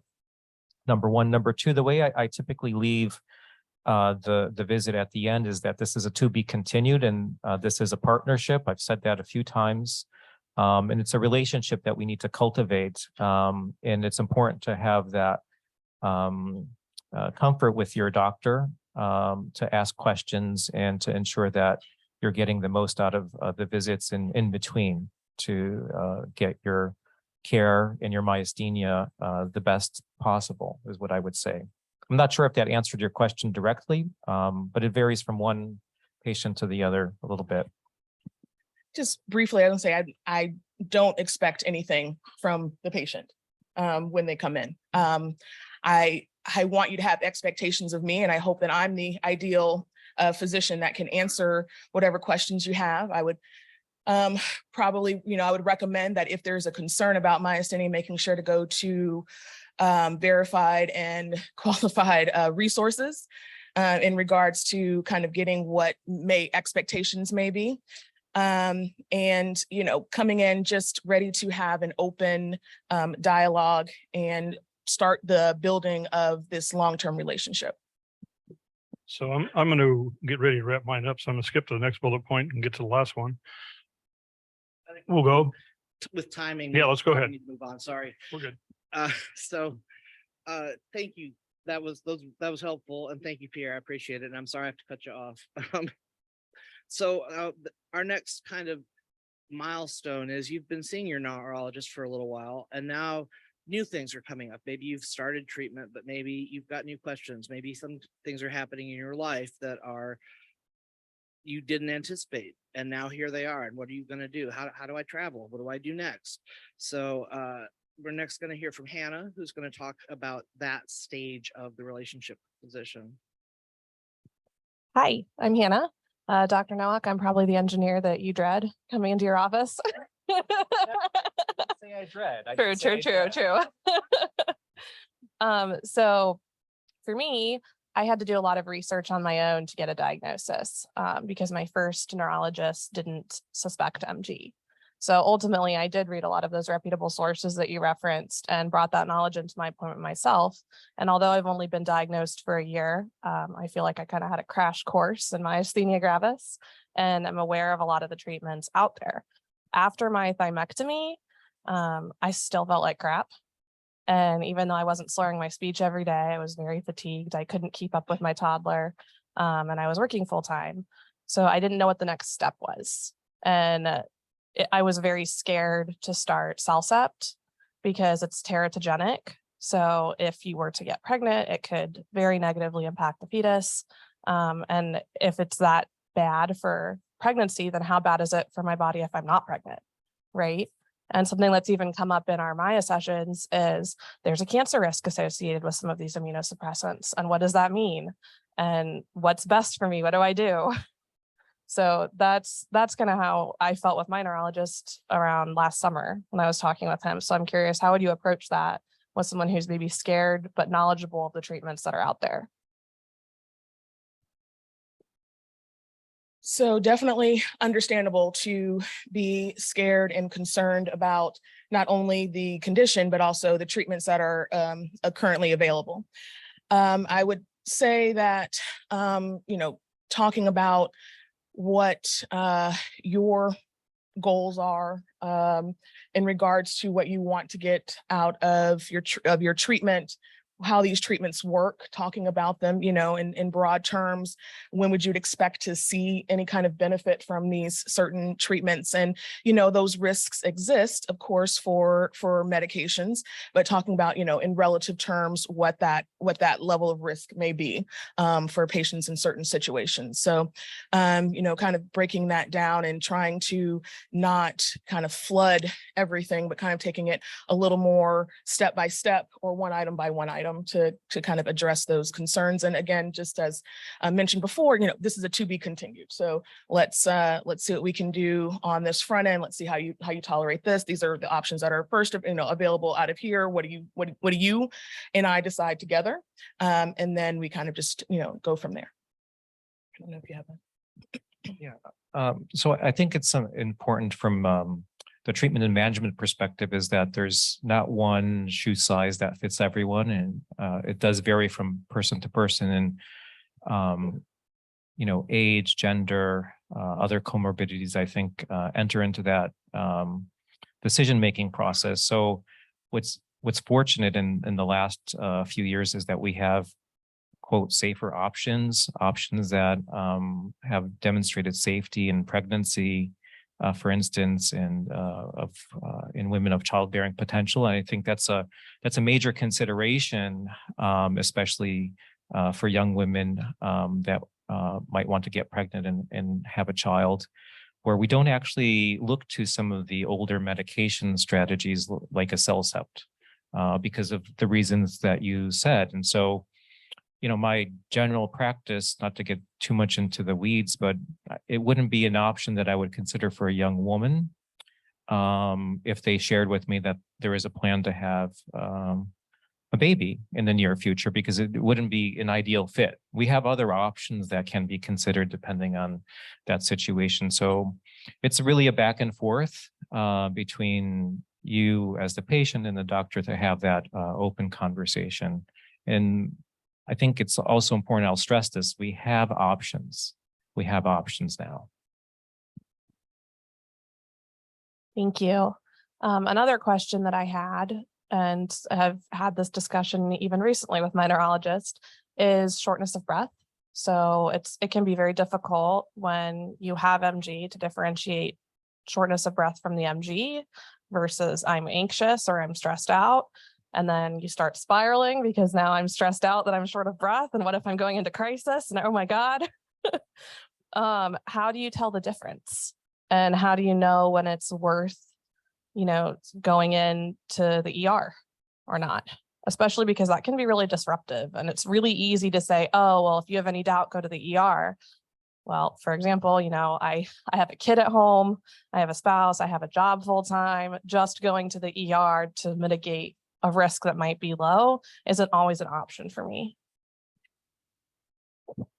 Yeah, the shortness of breath, that's a good question, because it is difficult to discern shortness of breath related to myasthenia versus to other health issues. And some of our patients that are older might have cardiovascular disease, and steroids are the bane of everyone's existence because people do gain weight and they feel fatigued and they might be short of breath or out of breath when they're climbing stairs. Shortness of breath in isolation is typically unusual for it to be due to myasthenia gravis in isolation, although there might be rare exceptions to that, certainly. And we have many patients, perhaps my nurse gets a call every other day about shortness of breath. And, I would say that if you have any concerns, to contact your treating neurologist for their opinion. But there's other factors, I think, that we need to consider when dealing with shortness of breath. So for instance, thymectomy. Many patients have had thymectomy, and there might be some potential injury to the phrenic nerve, and they have chronic shortness of breath as a result of that. It is a very challenging issue that I would say you need to work very closely with your neurologist on how to manage that best, most certainly. But I'll pass it to Dr. Anderson for her general thoughts. I don't think I have too much more to add, but I appreciate the setup for my talk later about managing acute exacerbations in myasthenia gravis at 1:30 today.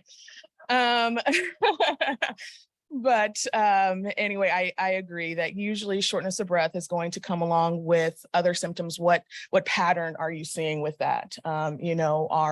Is it at rest? Is it with activity? Is it, have you noticed any other symptoms associated with fatigue? So please, just make sure to have all that additional information, for your neurologist so that he or she can come up with a plan. But I understand that patients, they have lives, right? And so you have children, you have family, you have work, you have other things that you're trying to do. And so going into the emergency room every time is maybe not an option, but definitely would say that, if they're noticing definitely consistent worsening and things aren't getting better, then, low threshold for going into the emergency room. Yeah, thank you for addressing that. Another question that I've had come up specifically with my neurologist, and I know others have similar questions, is for treatment options. In your presentation yesterday, Dr. Nowak, you mentioned traditional approach, which is a traditional immunosuppressant, so azathioprine or mycophenolate. Alternatively, Vyvgart is a medication that recently came on the market, and there's a lot of talk about that in the community right now. I recently started Vyvgart, but I'm also on Cellcept. The Vyvgart seems to be working great. Could it be that or the Cellcept? Should I stay on just the Vyvgart? That's just infusions. Am I doing that forever? Or do I continue to take Cellcept every day until the end of time? So unfortunately, there's no answer to that question. So the way that we understand FcRn inhibitors is that we do have a lowering of the IgG and the antibodies, the autoantibodies that are causal in disease. If you stop treatment, the factories are still producing those autoantibodies, so they're going to come right back.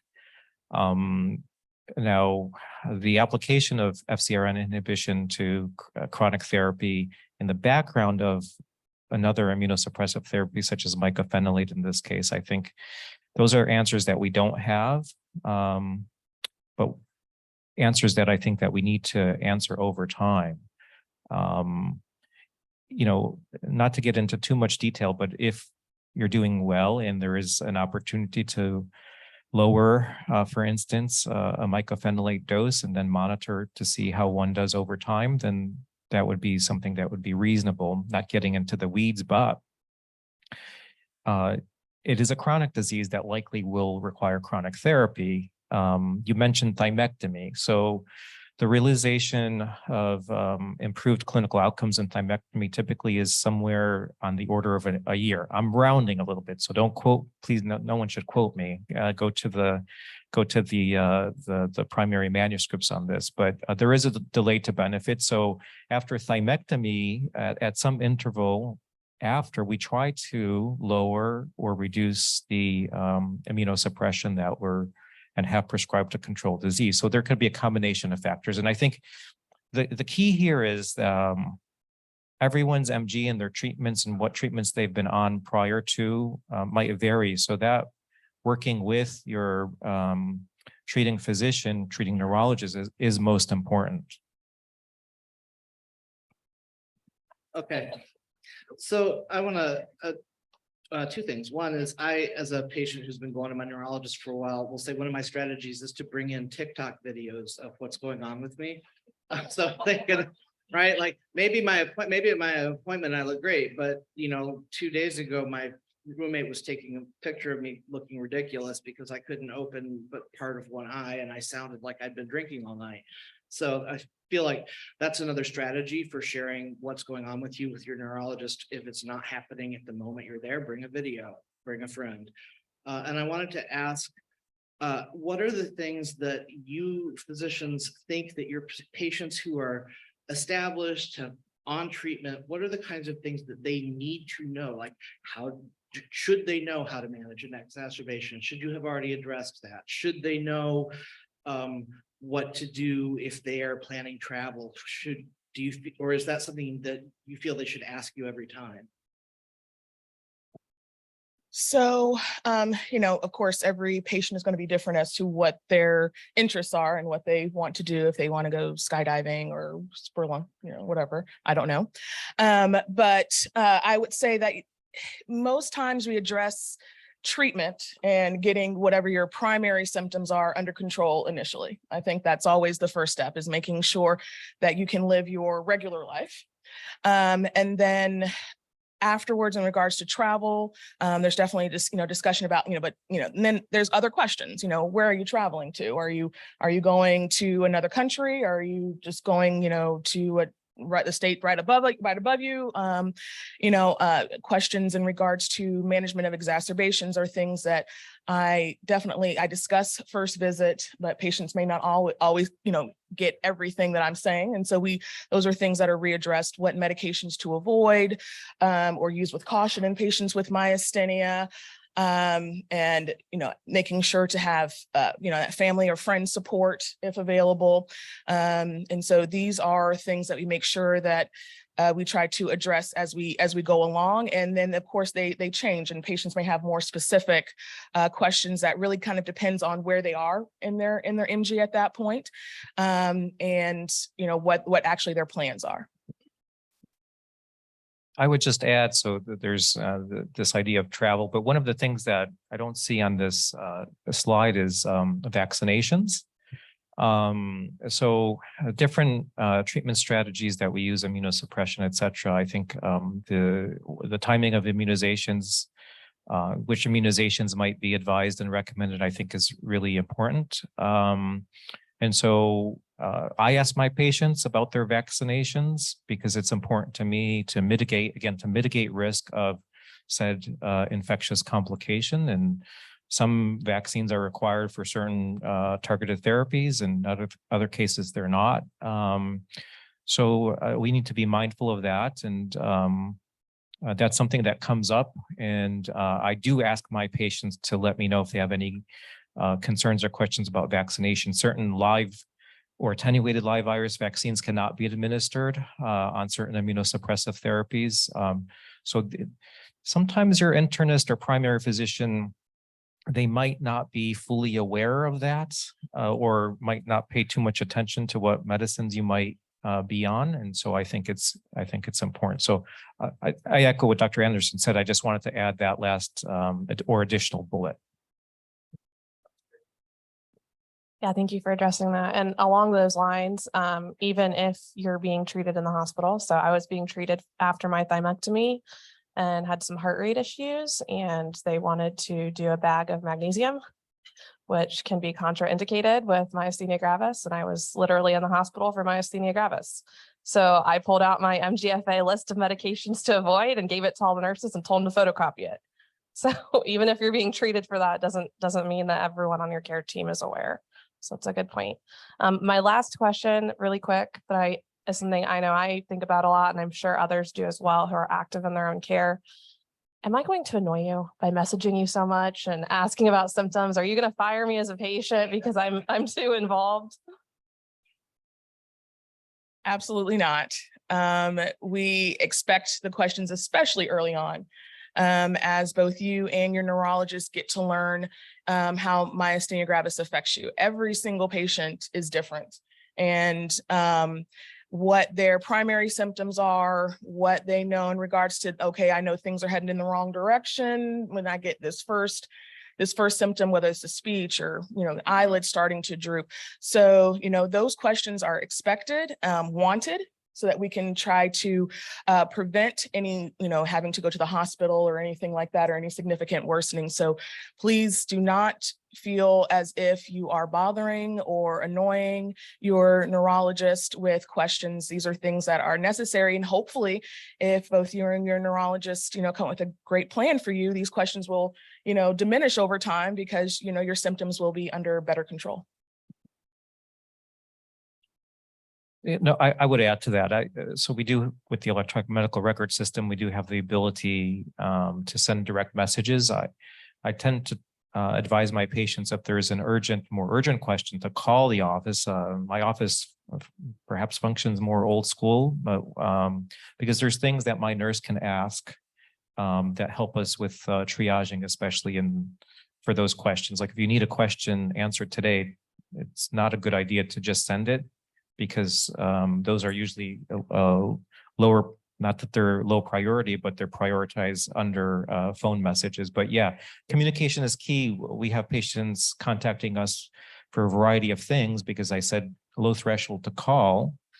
And we've diagnosed a bunch of things that have been not related to their myasthenia gravis because they called us and could reach us and couldn't reach their primary physician, unrelated to myasthenia. So it's always a good idea to call if there's any question or concern. We're not bothered. It's really our job. Okay, that's actually really quite reassuring. Thank you. I'm really glad I was able to ask. I'm afraid to ask my neurologist. It's one more question. Okay, so then when we have someone who's been seeing the neurologist for a long time, they've had MG for 5-10 years, maybe longer. They've got an established routine. They know This is what's working for them. These are the symptoms they know to call about, but there are still things that come up and still things that are important for a neurologist and their long-term patient to be able to communicate most effectively. So I'm going to ask Linda to talk a little bit about her situation. So good morning and thank you. So I was diagnosed with MG about 10 years ago when I was 60. It took, I want to say, at least 2 to 3 years for me to get the diagnosis. And I won't go through all of the challenges that I went through, but I had the droopy neck, the droopy finger, the droopy eyelids. I had my eyelids surgically corrected, and my PCP nor my eye doctor detected that I had anything wrong. I was also the caregiver of my mom, who had Alzheimer's at the time, and her neurologist said to me, Glenda, there's a neurological cause for droopy eyelids. He's not my doctor. I did not pay any attention to him. Okay. So I go to the spine clinic because, again, I can't figure out what's going on with my neck. And I was torquing my body in positions that was not normal to walk.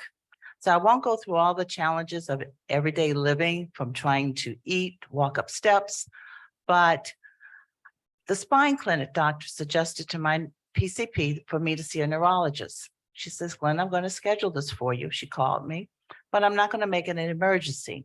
So you'll probably see one in 2 to 3 months. At that time, I went back to my mother's neurologist. I think what you thought was wrong with me may be wrong with me.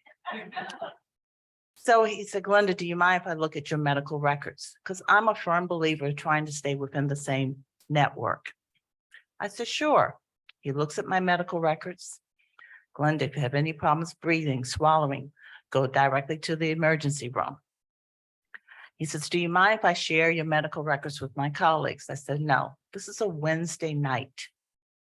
Friday morning, I had an appointment to see a neurologist that Wednesday. I call him my medical angel. Now, fast forward, you see me today. Many people look at me and they look at me and say, you're not sick. You don't have myasthenia gravis. I feel that I'm doing very well, but I am living with MG. So I do understand that there's certain things I cannot do, and I try to work around that. I have a very strong support system. So most of the time they step in and do for me when they think that I may be struggling.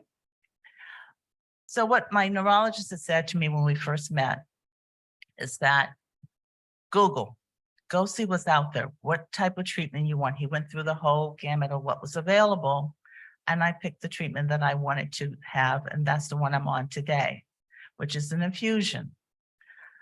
But it took about 2 years for me to start to see improvement, that my droopy neck.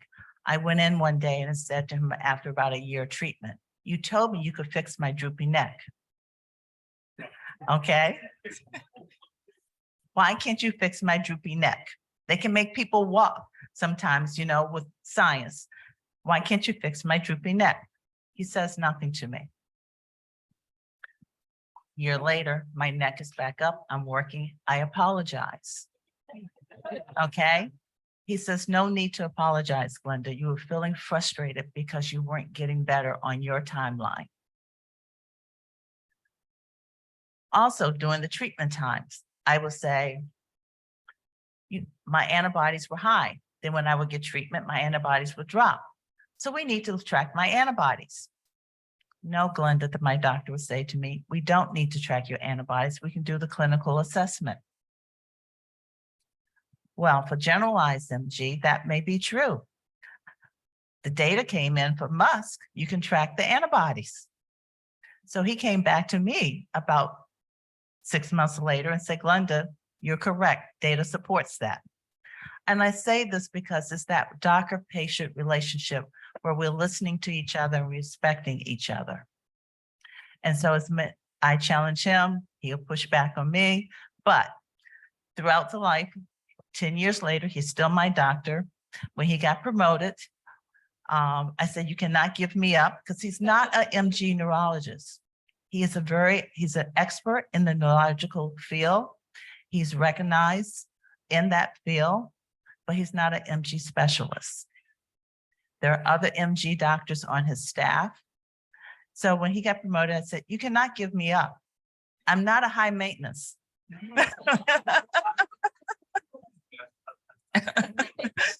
So today we're still together. Hopefully he won't divorce me because that would be a whole nother situation. But one of the things that we do talk about is the timing of my treatments. Once it was every 6 months, then as I started to get better, we pushed it out to like a year or more. And Greg, my boyfriend, would say to me, Glenda, you are showing symptoms in 6 to 10 months. Because at first he would go, are you okay?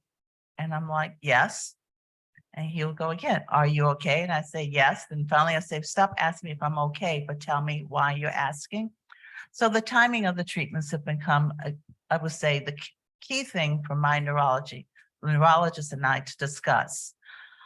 So I suggested putting it in 9 to 10 months where I was not able to swim in my pool. I think we said it was probably about 12 years, really swim. When we pulled the treatment in, I got so much stronger that for the first time, I really enjoyed getting in the water. There was 1 year I didn't get in the water at all because I didn't have the strength to step up. So timing is important. So how do you handle that with your patients? So in regards to, timing of the treatments, it really just depends, of course, what treatment the patient is on. And where the patient is in regards to their clinical status to determine if any adjustments at that particular point are appropriate. It's also important to, figure out what I think one thing that you kind of brought up is, this medication isn't working when you first started and how long the medications took. So I think one of the things I often do as well as with my patients, on the treatments is talking about expectations. And so I say there's no miracle drugs. There's nothing that, what we talked about before in the previous, there's no cure.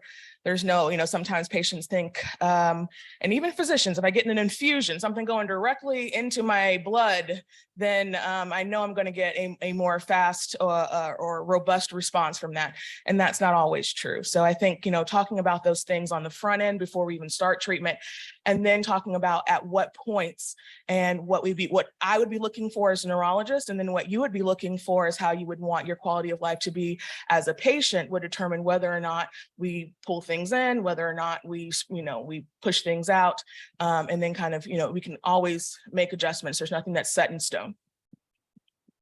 What I usually tell patients is that over time, we need to dial the regimen in and really get it based on the symptom control and certainly other factors, and understanding the mechanisms by which the medications work. And so we're always kind of thinking about the line between potential risk and potential benefit. So many of the medications that we use, in fact, are immunosuppressive therapies that have potential for side effects, infectious complications, among others. And so we're always trying to keep a balance.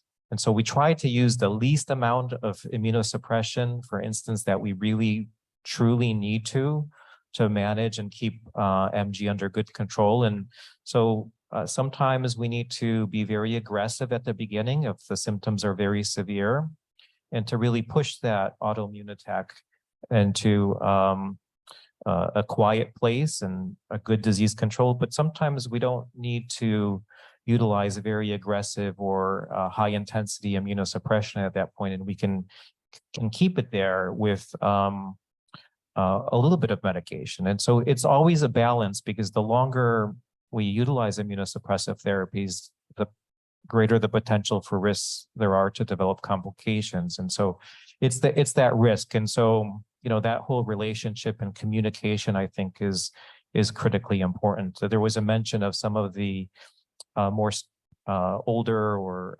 standard strategies that have been used for a number of decades now, in fact, have potential for malignancy has complications. And so the longer you're on them, the more likely that potential risk is there. And so it's really a balance is what I would say. So, thank you.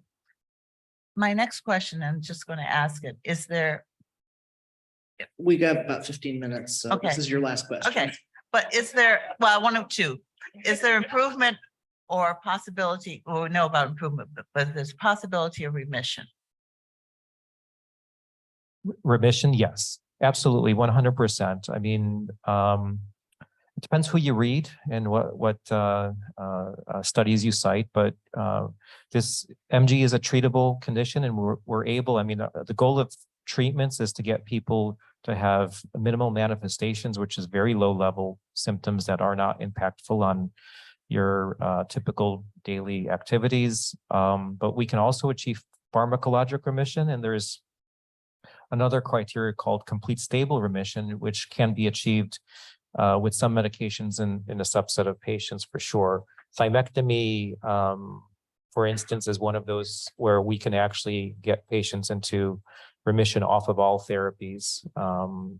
Rituximab in some patients with MuSK antibody positive MG, we can actually achieve remission off therapy in a subset of patients. Some do relapse, but that's getting into the level of the details. And I know there's a talk, I think it's tomorrow morning, on reviewing some of those treatments and the evidence for. Okay, then I just want one other point, and then I will. And that is, I bring up my age because for clinical trials, we're starting to approach the age when I was diagnosed that falls out of that range. So either if it's going to be covered later in the conference, you can maybe point us to when, but if not, can you just talk a little bit about how we can try to change those data points in clinical trials? I mean, clinical trials can sometimes be restrictive on age. Many trials may have an upper limit. Some don't have an upper limit on the age. For thymectomy in general, the MGTX, there was an upper limit because the thymus actually essentially turns to fat after a certain age. We don't need it, so there's no reason to take it out. So some of the clinical trial age ranges are based on the fact that as patients, as we all get older, not just patients, but as we all get older, we develop other health issues that would not make us excellent trial candidates. That does not mean, though, that patients in their 80s or 90s can utilize these therapies, even though they were not included in a clinical trial. Not sure if that answers your question, but that's my best answer, I think, right now. So just briefly, I just want to say, I believe that one of the great things I'm noticing about clinical trials is that they're becoming more inclusive just all around. So talking about age, talking about, ethnicity and race, and making sure that clinical trials are more inclusive just in general. So I think that being aware of what's out there, between you and your neurologist, and figuring out, do you fit in that particular category?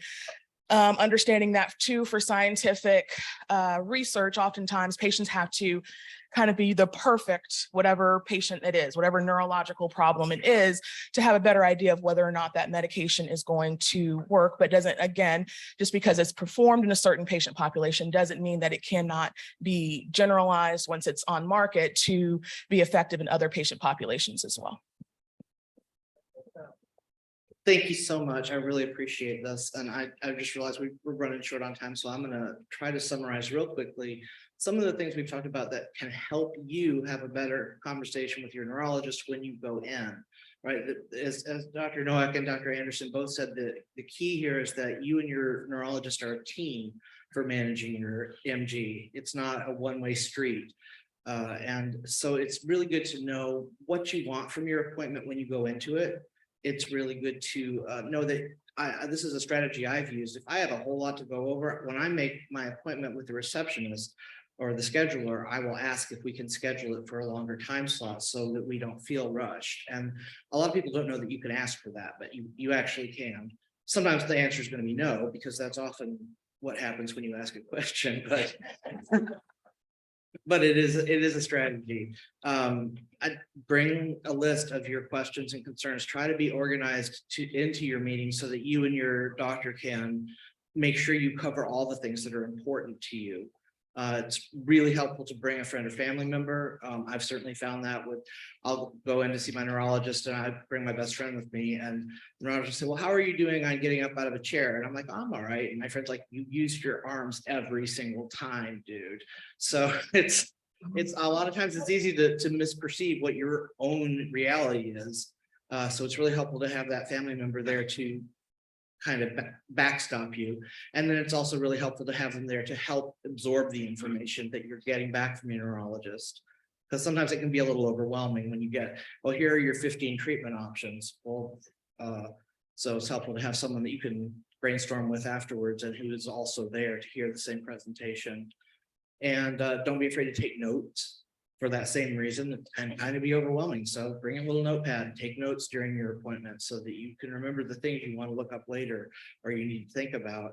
And most importantly, don't be afraid to advocate for yourself.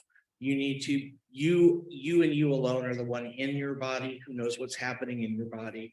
And so you and you alone are the one who can really accurately report, no, this is what's happening. Like with Pierre saying, oh, he was fine in the mornings, but he felt terrible in the afternoons. Well, then you need to be able to say to your doctor when he says, oh, you look like you're doing great. Don't be afraid to push back and say, I know I look like I'm doing great right now. I'm a good actor. You know, this is right now, but let me tell you what the afternoon's going to look like. And so with that, I want to open it up to Q&A as long as I'm allowed to.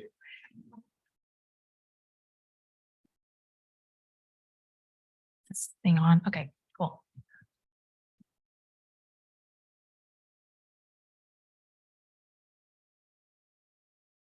I wanted to ask something about remission.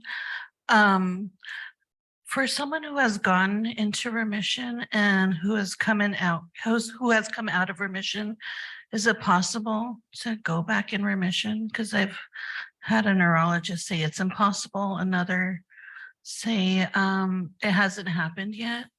And I'm just wondering what the reality is of that.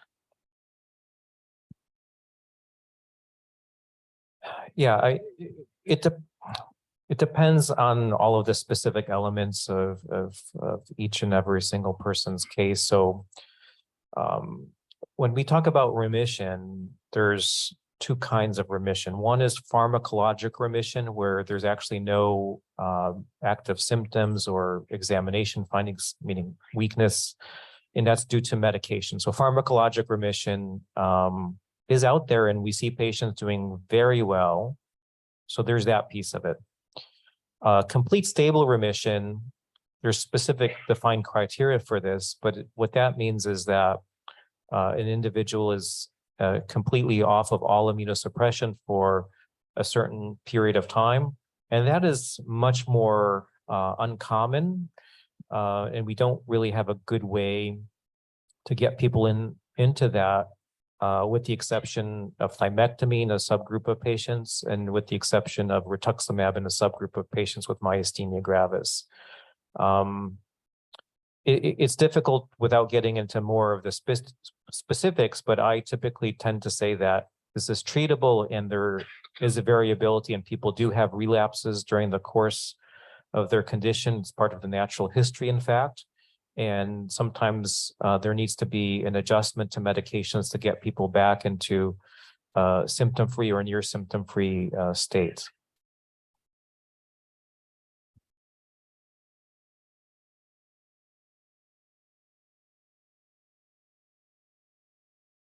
Thank you. I have a question. Let's look at a scenario and then I'll ask the question. Somebody goes to the emergency room and they get treated and they go back home. Has there been a way that we can statistically track if somebody 2 years later discovers that what they went to the emergency room was caused because they had myasthenia gravis? Is there anybody tracking that connection? Okay.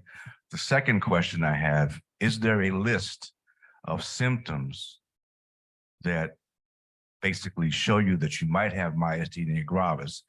And the third part is, if there are a list of those symptoms, why can't we have that information on a document of some type that every emergency room has and that every doctor has at their fingertips. I know that there are many, many rare diseases out there, and there's no reason why we have to go to the front of the line.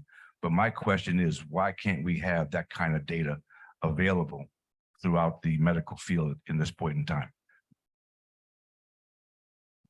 Most of those visits are tracked by a diagnosis code entered at time of the encounter. So if that doesn't link with the diagnosis code for myasthenia gravis, there's really no ability for us to really track that in the United States, at least based on the fragmented healthcare system. So it's the larger question is we have a fragmented healthcare system in the United States that doesn't really allow for us to do that. Does it need to be fixed? Absolutely, it needs to be fixed.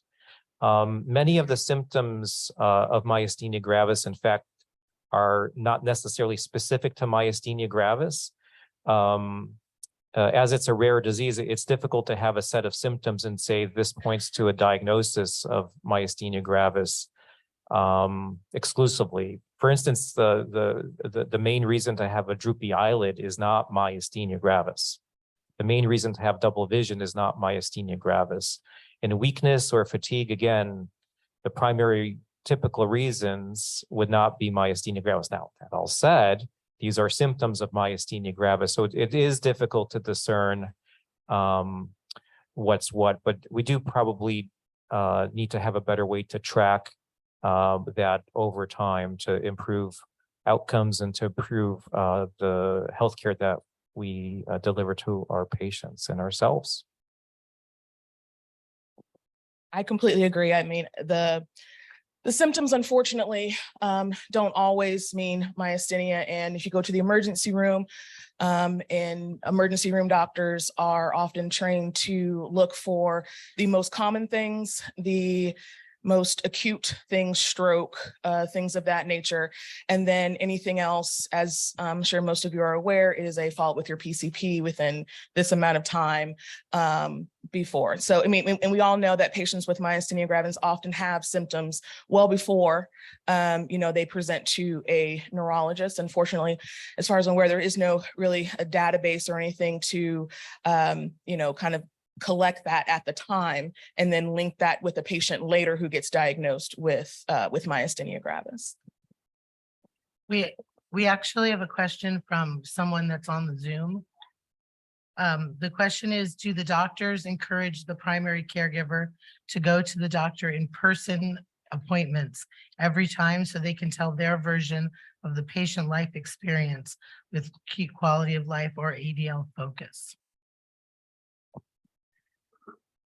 So I think that if the caregiver can come every time, we do recommend every time. As been stated here several times, myasthenia gravis symptoms fluctuate, right? It's a fluctuating condition. And there are things that happen in life, more life stressors, different medication that's been put on that make things that change. And I was also mentioned, sometimes as patients, we compensate. You guys, we compensate. We don't realize we're using our arms every time to get up because it's just what we do.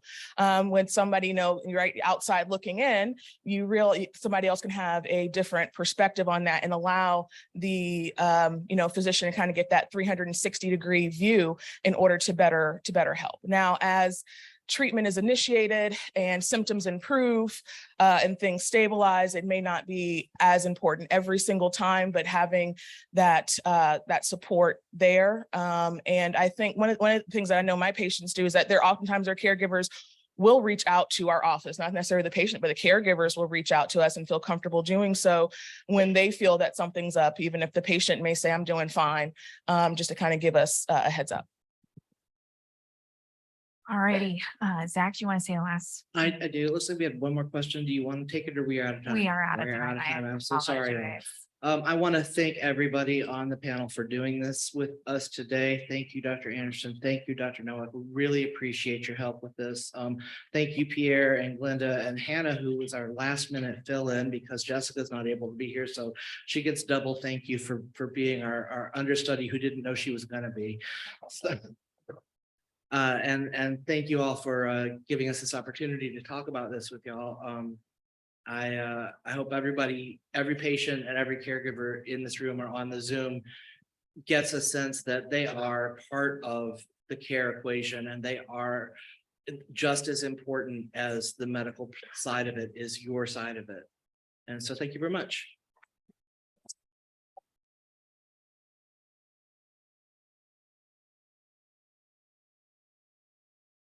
Well, Zach basically took over what I was going to say. So thank you, everybody. I'm teasing you. I'm teasing you. Oh, it's okay. I'm reiterating your sentiment. Thank you. Thank you, Dr. Nowak. Thank you, Dr. Anderson. Thank you to the panel. We really appreciate all your dedication and time. We are going to be taking a break right now to about 11 a.m. During that time, I encourage you to go and visit with the exhibitor tables and mingle with your community members. We will be back here at 11 a.m. for workshop sessions. The caregivers workshop will be in the Bourbon Room, and the insurance and open enrollment talk will take place here in the Astor Ballroom. Thanks.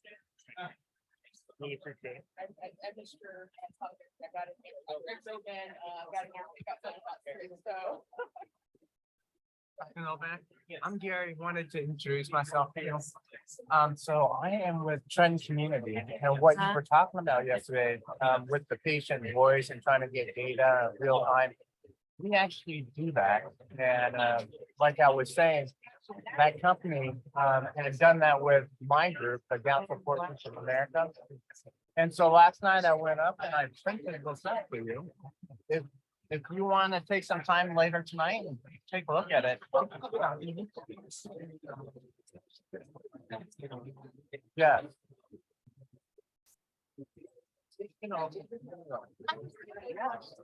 Let me do that. Let me go give you that. I'm like, You have your call? Yes, I'm gonna ask you about I'll get some. It is. Should be. Yeah.